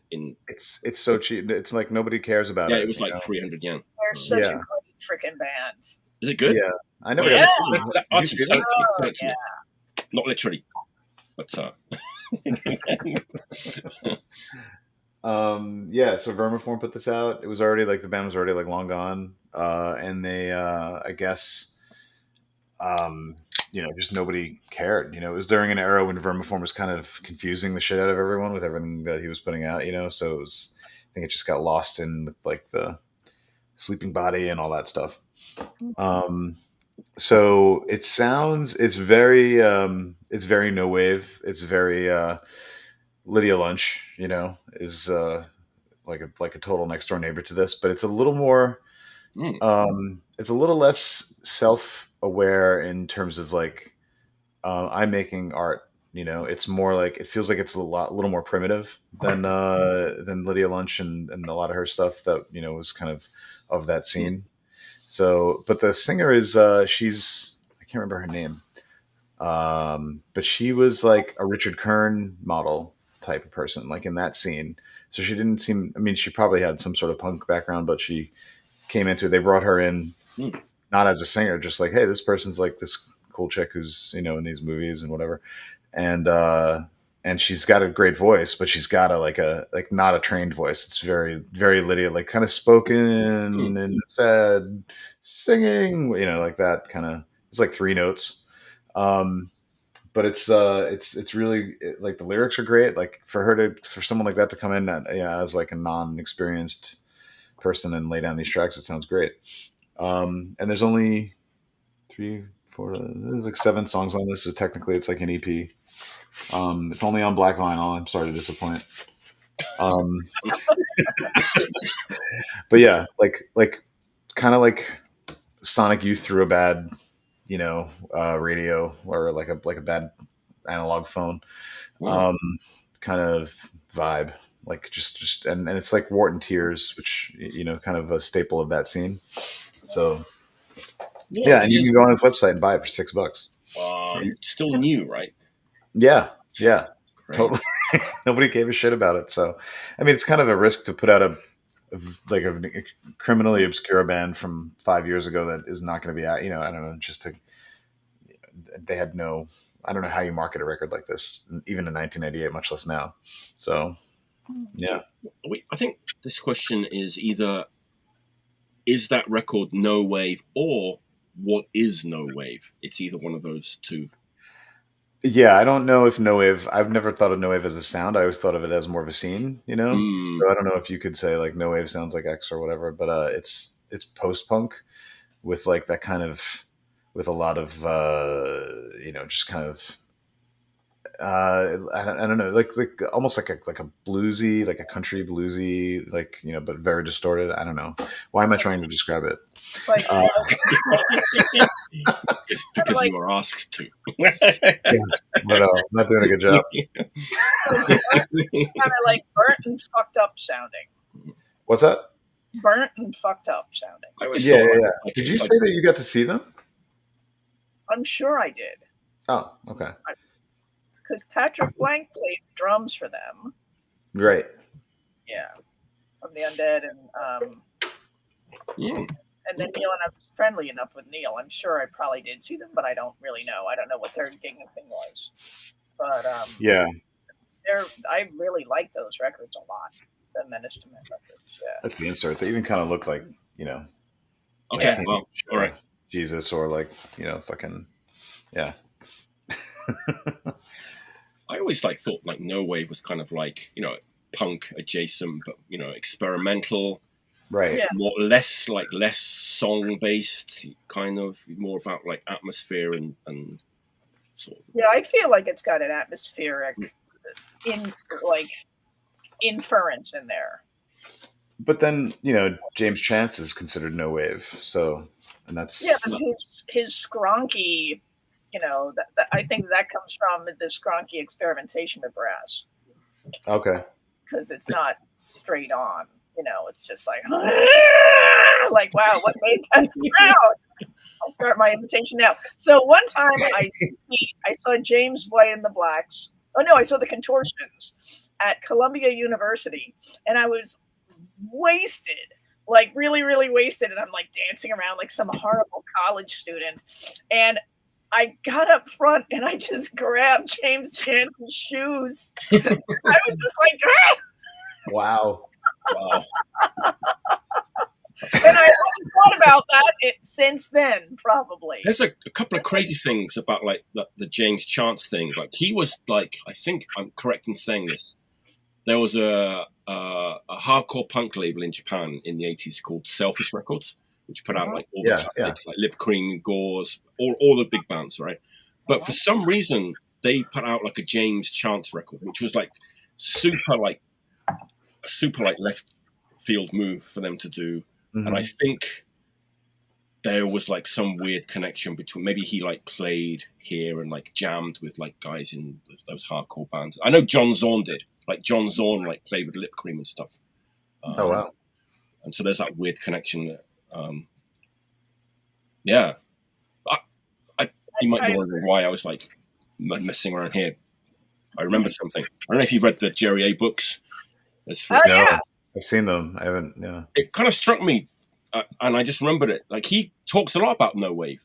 Like I think it's in the first book, and he was like saying to him, like those like new wave bands were way like scarier, and like he was like that's what he thought punk was, like more so than like the Sex Pistols or the Damned or whatever. He was like that music of like New York like no wave stuff. Yeah, it's like what he kind of always imagined like punk was. So it's kind of interesting. I remember it just as we were talking. Well, I went to a lot of those shows, and it was very seedy and very drug oriented. He talks about being like very frightening and very like that's what he imagined like punk was all that like no wave stuff. So yeah, because I was pretty young, and punk was kind of more like cool, check it out, man, and like let's rock. And this stuff was just like in some dark fucking corner, and like I remember people shooting up in the bathrooms of clubs, mostly at those sorts of shows. Right. And there was just some real like these were the real badass people who had like lived some kind of life, and what was oozing out of them was like real. It was like, oh man, like it was not like so. So I'll tell you a story that's like. So this is about the birthday party. I saw them at the Peppermint Lounge, and I had a good friend that she and I were going to shows all the time. And she was a bit more optimistic than me.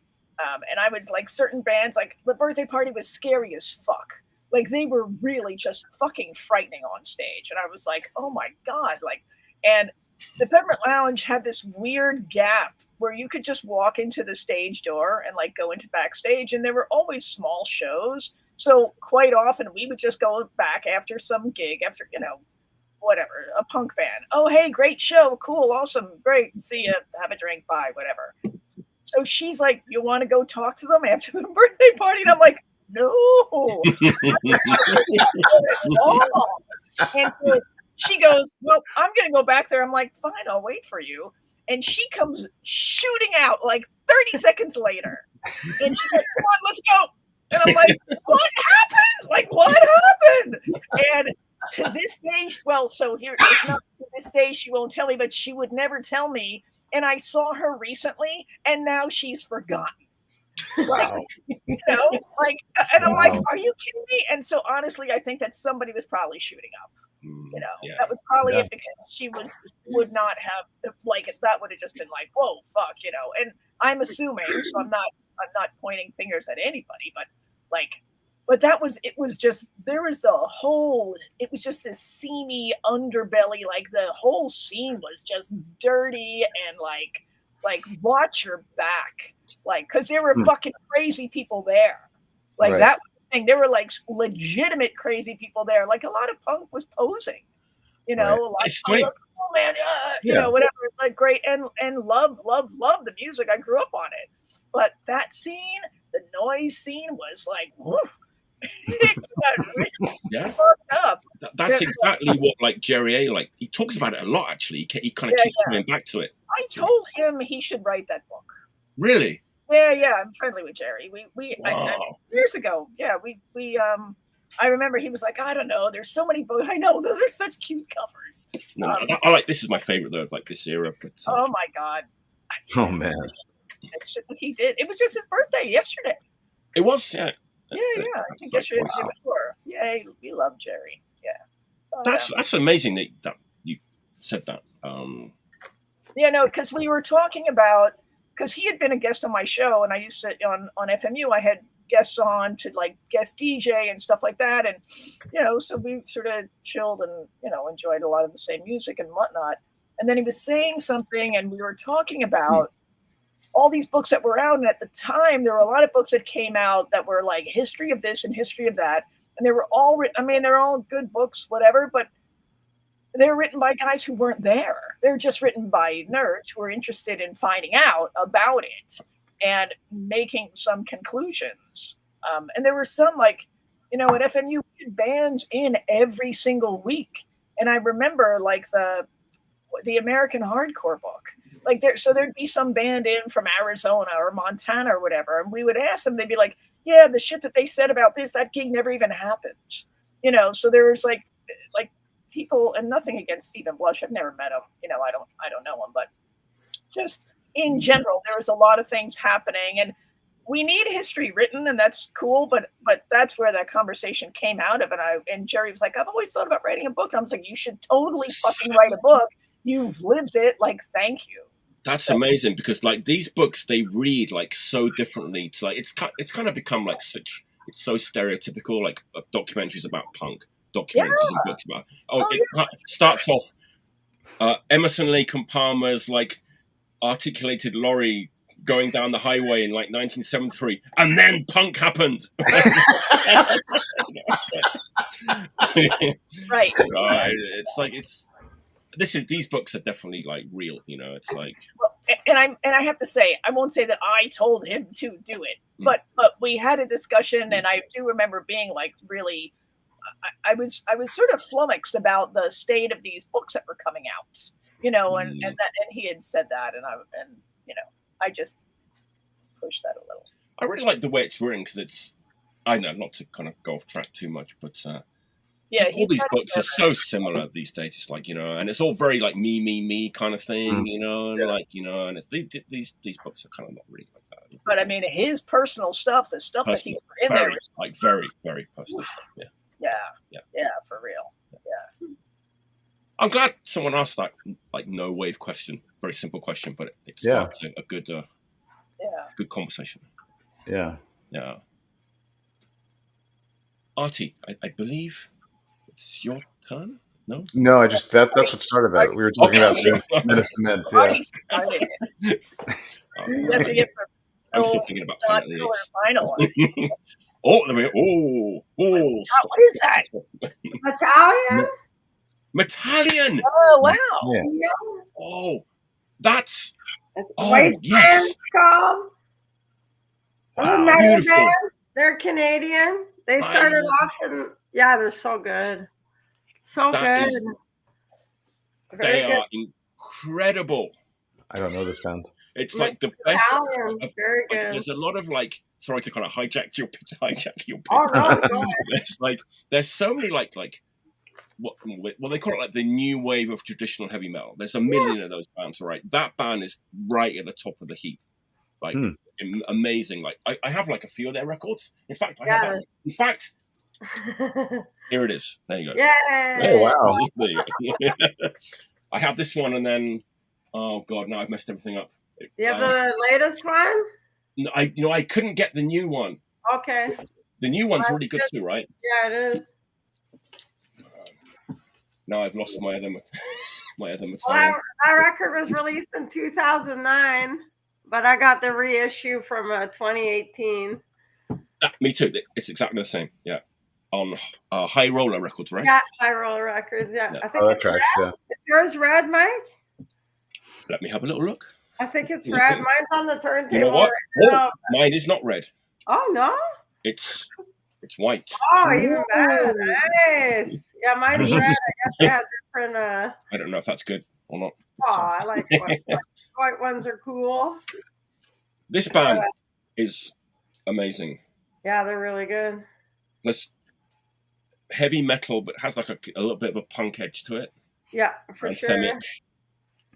And if you say the band's name a little bit slowly, it's funny because I think it's Metal Ian, right? It is. The singer's name Ian, so yeah. I know that guy, Metal Ian. Yeah. Metal Ian.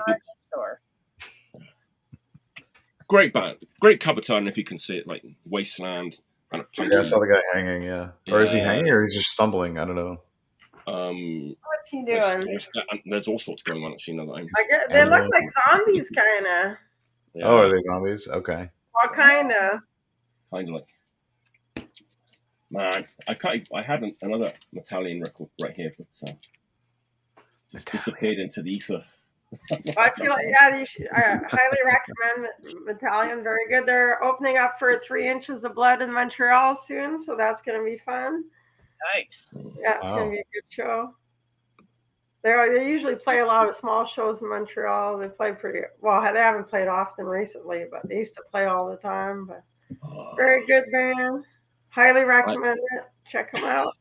So I got so excited. Oh, they're so good. How could you not? Yeah, because I'm looking for the other records. They're a little bit hard to find. I got a couple of their CDs too.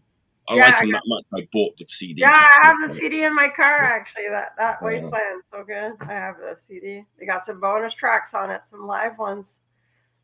Just imagine like the best, like most anthemic, like traditional heavy metal with like a kind of punk edge to it. And, the singer's got a really good voice, high pitch. He can do he does a lot. When they play live, they do a lot of covers, a lot of Priest, and they do Hocus Pocus, Hocus Pocus live too, which is really awesome. Wow. Oh yeah, it's awesome. He does the yodeling and everything. It's just brilliant. Wow, that's crazy. Oh, that's good. Very good. Nice. That's a great pick.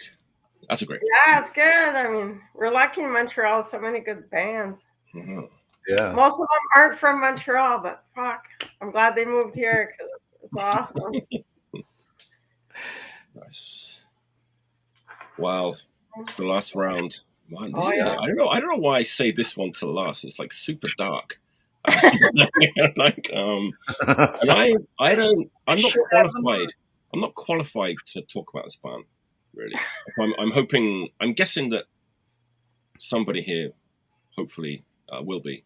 I don't know. Like I only started listening to them like really recently, which is kind of insane, and people will probably laugh at me when I say that I guess I heard their first LP for the first time like a month ago, and really liked it. But it's from New York, like 1977. Okay. It might even be from the very genre that we were just discussing. Actually. Oh. A duo. Very dark, frightening duo. Suicide. The Sound of New York, according to Lester Bangs. Oh. It is Suicide. It is Suicide. Yep. But it's not the first LP. I got this other thing that I bought after liking the first LP so much. I just started buying like any Suicide thing that I found on my travels. And this was one of them. It's great. It's the Half Alive Oof. record, which I guess That's came out. ROIR? I don't know this one. This came out on cassette tape Right. by ROIR in like 81. Oh, okay. But I think it's some of their earliest recordings. Some of these are from like 1975. Wow. That's early, right? 75. There's some live stuff from London. Liner notes by the man himself, Lester Bangs. Wow. It's noisier than the record because it's like, it's live, and I guess Alan Vega's kind of going, he has like less restraint, than he does on the records, on these recordings. He kind of goes a bit wild. I mean, if you like Suicide, as I do, as a newcomer, it's fun. I was kind of warned, like about stuff like this, Is it like, for maniacs only kind of a record? You know what I mean? It's like, I don't know. I mean, I'm a newcomer and I think it's great. CBGB's, a couple of songs live from CBGB's, 78. I guess some of these songs were like re-recorded later for the first album. I don't know what to say about Suicide. It kind of seems foolish to try and describe Suicide. Very atmospheric and kind of like dark and depressing, and everyone knows this. It's like I'm not saying anything. No. So. I never heard them, so if it's dark and depressing, I probably don't want to hear it either. Luckily I saved it till last. Check out any of them. I mean, don't listen to this one first. Listen to the first album with the blood. That's the only one I have. Yeah, the blood splattered cover. But They opened for the Cars. Did you hear about that? That's kind of legendary. What's that? They opened for the Cars in Boston. Oh God, I didn't know this. Wow. Yeah, I think that Rick Ocasek may have produced a record of theirs, or had That a makes sense, hand in with the raw like Bad Brains thing and all that would make sense. Yeah, I'm guessing so. Yeah, and so they opened for the Cars, and like I'm not sure if it was an actual riot or if they were just afraid enough and thought it could have been a riot. It was, yeah. I can't imagine like two more like polar opposites than the Cars. Yeah. Yeah. You know, I said depressing. I don't think this is necessarily. Maybe it is a bit depressing. It is right. It's more like it's unsettling. Yeah, it's unsettling. Yeah. It's depressing. Like you have to be on your toes to listen to. I'm always like standing up. Like, but I know I enjoy it. I've been enjoying. I even like. I'm not going to go and grab it, but I got like this kind of kind of greatest hits thing with like that came out too, which kind of it's like a career retrospective double LP with like liner notes by Henry Rollins, and then I just got this like live LP too, which also Raw put out. Is it Ghost Riders live LP? It's their 10th anniversary live record, live show. That's really good too. Really good. Ghost Riders just got kind of reissued. This is from 2003.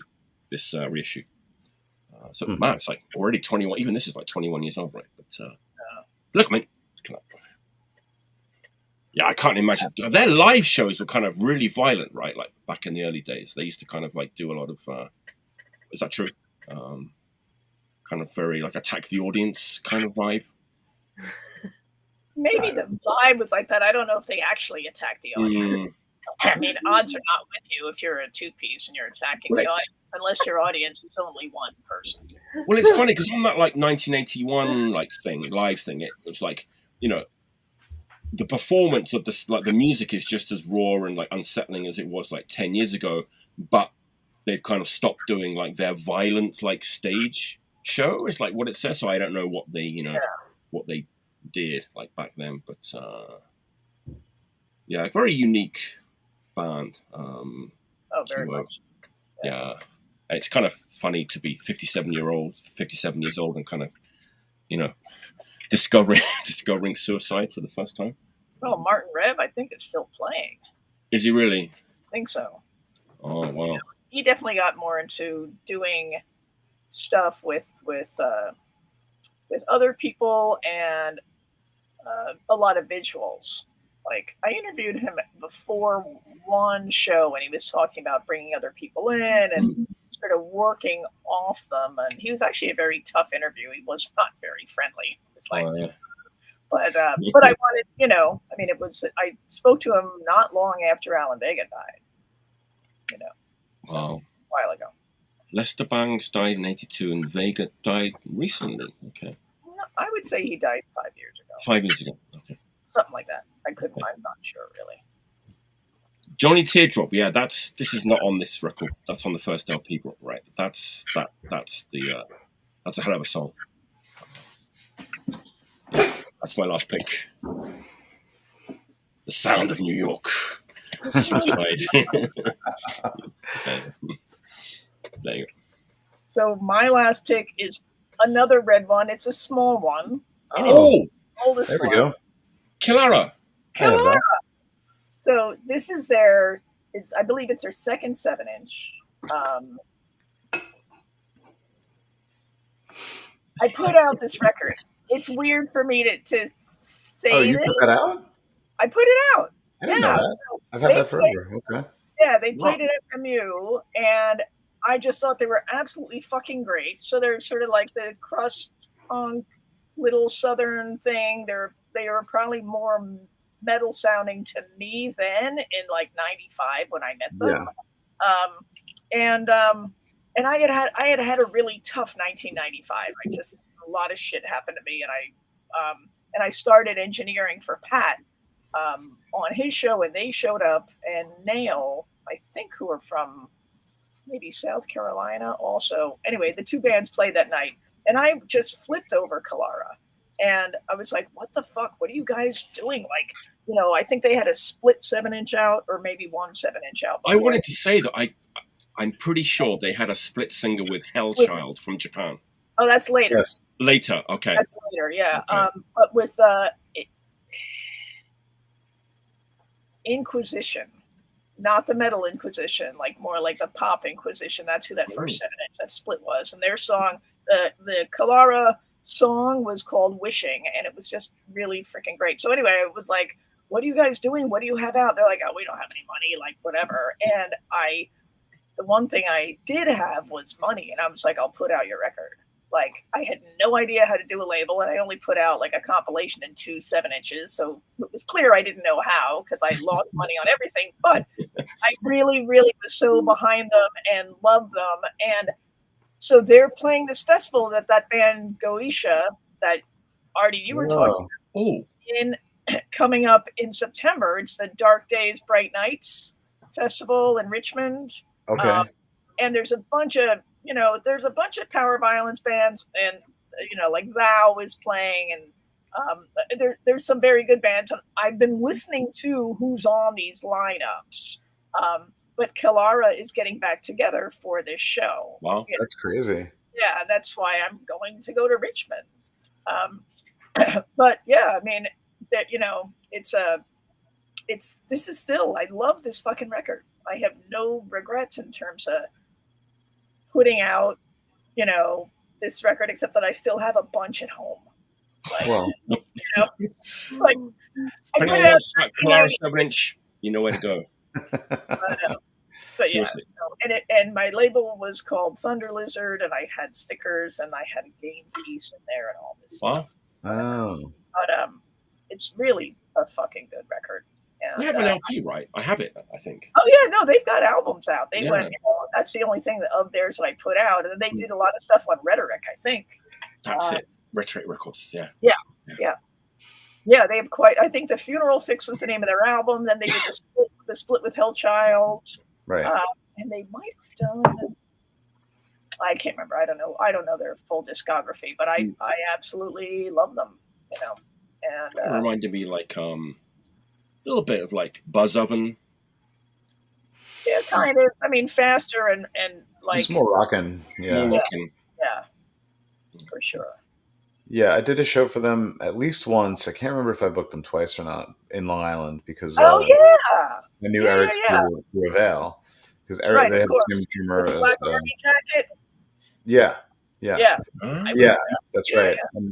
And maybe CR. I can't remember if they played, but it was I had 2 the Kilara demos. They're 2 different cassette demos, which I sold, and now I'm regretting. But I sold all my cassettes because I was like, "Fuck these things," and now people collect cassettes. Yeah. But now I miss having them.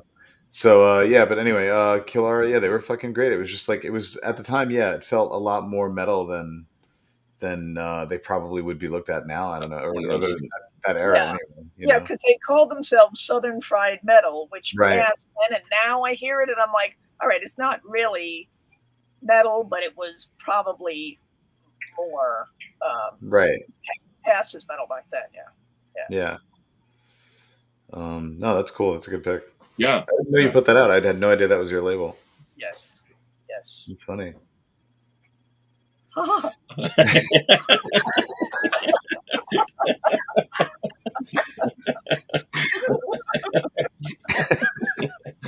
Cheers. Someone did ask, what's Artie drinking? What is Artie drinking? What am I drinking? Beer. I was drinking. Be more specific. I switched my THC water for Lizard King by Pipeworks Brewing in Chicago, which is where Lizard King. There's that Doors theme again. I know. Can't get away. Yeah, you can never escape the doors. But Sean, the Ready for Death drummer, works at this brewery, so I always seem to have some. So. Nice perk. It's one of the many perks. That's why they're not making any money. Okay, what's your I'm trying to think of a good way to intro this, but like, do you know, maybe you have a band that you really, really like, but the album that means the most or has the most that you like isn't necessarily their seminal album. Oh. You know what I mean? So so that's kind of like this for me. This is like the final Bauhaus album. Oh. Nice Japanese pressing too. I do. I got lucky and stumbled into it. And So, yeah. you know what? You see that little red sticker at the top there? I do see it. Yes. That's a promo copy. Oh, is that true? Look at you. Okay. Put that closer to your camera, Artie. Get closer. What's that? Can you put the record jacket closer to your camera so I can see that with that red sticker? Yeah. It says like it's Oh, Japanese. I see. Yeah, But yeah. it means promo copy. Yeah. Probably, Yeah. it's probably a white label, is it? It might not be, but sometimes they're white label. I don't think it is. Okay, but it's a, yeah. No, it's not. But it's a promo copy anyway. Nice. Right. Yeah. That's cool. All right. Well, then I have a promo copy With That's Obi, fine. man. It's in really. No, it's stumble into it. But yeah, Burning from the Inside. And, this is the record that Peter Murphy like quit or something happened. He got sick or something, and they were like, "Fuck." Drama, isn't he? Yeah, he's always got, you know. But they just finished it without him, and then he got really pissed, and I think there was like a threat of legal action or something like that. But the band like had ceased to exist at the point that this came out. So, but this has some of my favorite songs on it. Like this is, I think, where I got introduced to Bauhaus when I was younger, and so it's kind of interesting when you come in becomes, you know, the one that kind of comes out. Yeah. But yeah, this has like She's in Parties, which is amazing, you know. And then it has you know, some other the first side seems to be mostly Peter Murphy heavy, and then it gets into the David J and Daniel Ash jams where it's really tones on tail, and it sounds like a split record almost in that sense. But the whole thing's great, start to finish. It's like one of my favorite records. I've been just kind of pulled it off, and I've been just like listening to it a lot over the last month randomly. Like I go through Bauhaus Jags, and I think I put on, Kim and I were getting fucked up, and like kids were upstairs. Typical Tuesday morning. Yeah.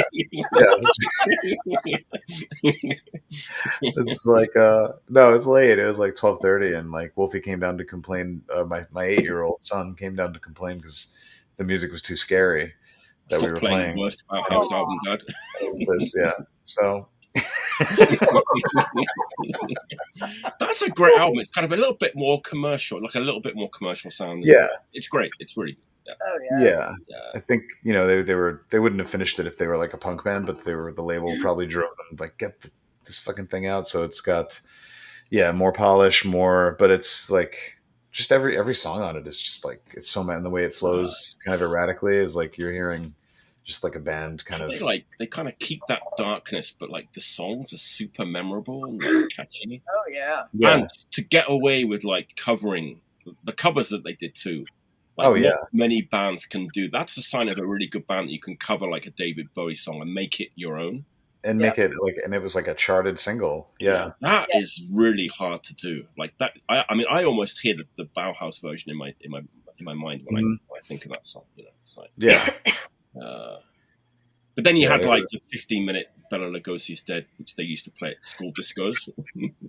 Which gets you know, and I like that stuff too. I like all the Bauhaus stuff, but that's the kind of this was the one that kind of clicked with me, you know.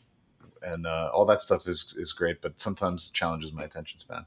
I did get to see them in 2004 or whenever it had to be the late 90s, and it had to be more like whenever they did those late 90s reunions when Gotham was recorded.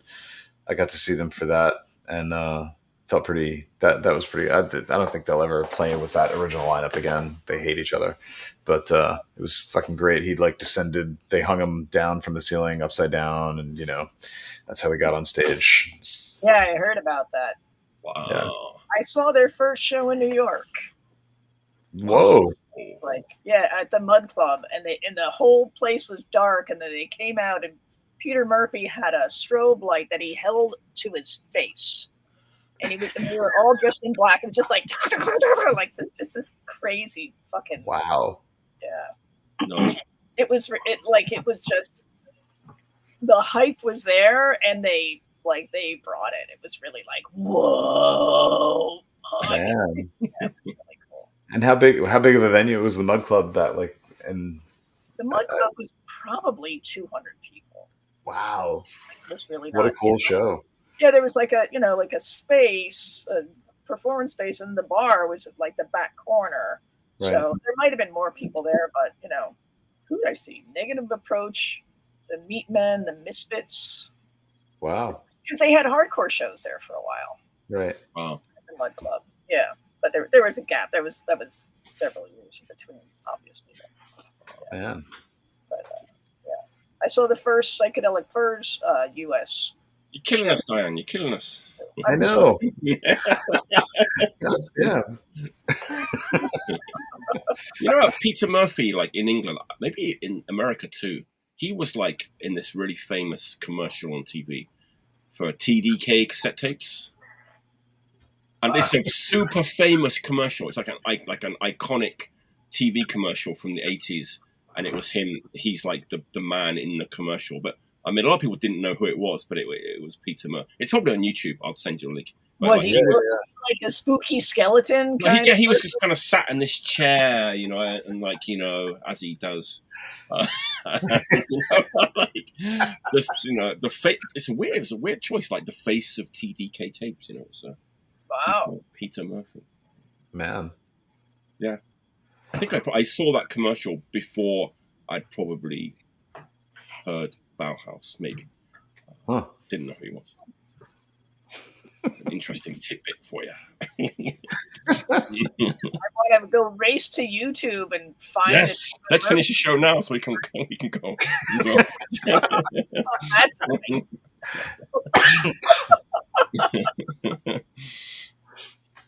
All right, Emma, All right. it's the last pick of the day. Man, time's gone by so quickly. Totally unrelated, but we were talking about Planet of the Apes earlier, and I've been thinking Good, yay! the second Planet of the Apes movie has the best quote ever. The only good human is a dead human. Love that quote. Totally unrelated, but that's my last pick. Sodom and the Sign of Evil. Yay! Nice. Is that in the Sign of Evil? Yep. Yeah, sorry.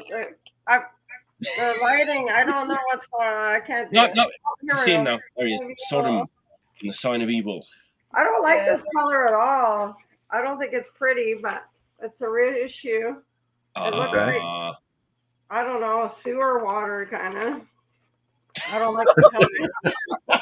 It's not very good. It's kind of green, but it's not very nice reissue. But I love this record. It's so good. It is good. That guy's hair is awesome. Great. There he is. What are you thinking? Love Tom, that. is it Tom Angel Ripper? Yeah. Angel Ripper.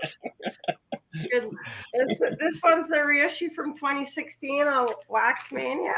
Well, no, Wax Maniacs, I guess. Love that record. Sodom's so good.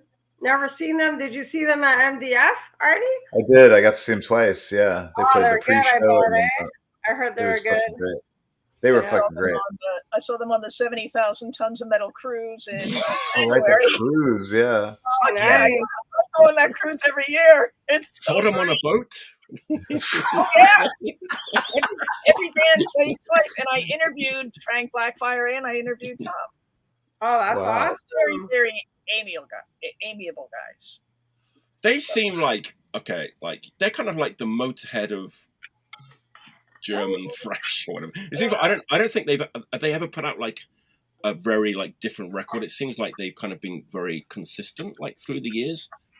I don't know. That's just a wild statement to make maybe, but like I hear that they've kind of been pretty consistent like with their records all through the years. Yeah, I'd say so. I mean, I think In the Sign of Evil is probably the most different record before they became more like it actually is, yeah. Straightforward thrash, yeah. Way more. That's a little softer. That's probably why I like it. Yeah, it is. That's amazing. It's a crazy. First I've ever heard that record called Soft. I mean, it is softer than their other stuff, I find. The early stuff is real primitive, right? Like, yeah. almost ridiculously primitive. I had the demo tapes. Oh, it's got a funny name. Oh, I'm not going to bend down and get it, but it's like, let us know in the comments. What's the name of that Sodom? It's got a funny kind of a pun, you know, a pun. Oh, You know, like, you know. right. Well, Tom is pretty down to earth. Like when he usually recruits band members from his hometown because he lives in a mining town, and he was a miner, and like he wants to get everybody out of the mines. Like that's his deal. Like he gets. And he usually gets, you know, dudes that nobody knows, but they are just freaking great guitar players or whatever. He has York right now, York Sagetz, he's a really, really a great guitarist. And I don't think he's been in any band of note up until Sodom. And so the two guitar players kind of trade off, and Frank Blackfire's older, so he's got more of a, like, you know, an appreciation for older stuff. Mm-hmm. And York likes a lot of thrash and he actually likes a lot of everything, but I think the combination's good. Like their new records are good. This is what I've heard. People have said you should check out, if you see like any Sodom record from any era, just buy it because they're all like good. Yeah. I mean, Tom feels like he has a product to they're reliable, like really have a good Right. recipe. You know, Mm-hmm. true. Yeah, for sure. Totally get behind them. I like that. Yeah, that record's real good. It's a classic, It's yeah. excellent. Yeah. That is The a great lyric, sodomized to kill myself, blasphemer. Come on, that's like the best lyric. Love it. I just love it. So good. They played at MDF, like every song was great, but at one point, you know, I'm kind of like, am I just drunk, or it sounds like he's saying like Jabba the Hutt, Jabba the Hutt, and I'm the next time like laughing. I'm like, that's ridiculous. I got to text this to somebody, you know. And then I'm flipping through records at the fest the next day, and I'm like, oh, that's the new Sodom. I haven't gotten it yet. And I turn it over to a song called Jabba the Hutt. I was like, holy shit! I didn't imagine that. He was saying Jabba the Hutt. That was the chorus of the song. So I don't know. I didn't buy it, but yeah. I'm not so enthusiastic now. Oh, what's that? I was like super enthusiastic about buy any Sodom record. But now I've heard that, mate. Yeah, you might want to maybe skip that one. I don't know. Start somewhere else. I like let's just have a look at another minute of. I really like Agent Orange. Is that the next one? Yeah. Good one. It's a little bit more polished, right? But it's still great though. Wait, was that the night, or what came? No, Persecution Mania, I think was. Yeah, that one. Persecution Mania is the one that like you just fucking can't find like anywhere. Yeah, they covered Motorhead on that. So good. Right. Yeah, they have a lot of like covers that are not typical of metal bands. Oh, there's that 12-inch single, Ausbombt. Is it Ausbombt? Oh, yeah, which is like super punky. And I think that record has a cover on the B-side. But it sounds like kind of GBH or like something like that. That does sound like a GBH song, true, yeah. Yeah. You know, they cover, I think they cover like Surfing Bird, and they cover like things like that they'll throw in. They did Cold Sweat by Thin Lizzy on one record. Oh, God! Interesting choice, yeah. It's a fucking great song. That's a great song. Yeah. It's a great song. It's hard. Like we want to see. We want to hear Tom Angel Ripper singing it. I don't know. He's like singing, like the song's about like a drug deal gone bad or something, and he's in the German accent. Just sounds very silly. Yeah. But he does what he wants. You know? Exactly. Yeah, no, of course. Like, we cover this. And you will like it.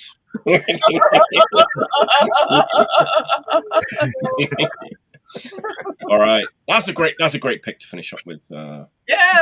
Classic record. Yeah. Much better than suicide in every sense of. Wow. Trying to get us to go down.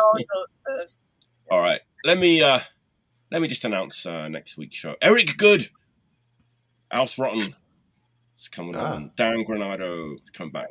I love Dan. Daniel's coming back on. Daniel, hey, Daniel's in the chat. Daniel Zambrano is coming on Friday, June 14th, 10 p.m. Eastern Time, which is what's that in the other times? 9 p.m. 9 p.m. Central. 9 p.m. Central. 8 7 p.m. Mountain. Nobody lives in Mountain though. What's And Mountain? That's like Colorado. It's Mountain. like- You have Mountain Time?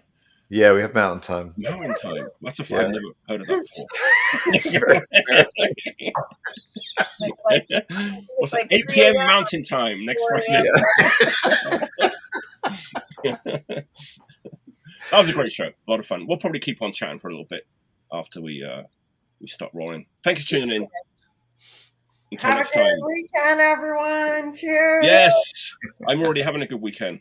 Yay. Yeah. That's right, you are. May it continue until about 5 p.m. when I probably fall asleep in the chair. Until next time, stay healthy and stay Awesome. clean. Awesome. Okay.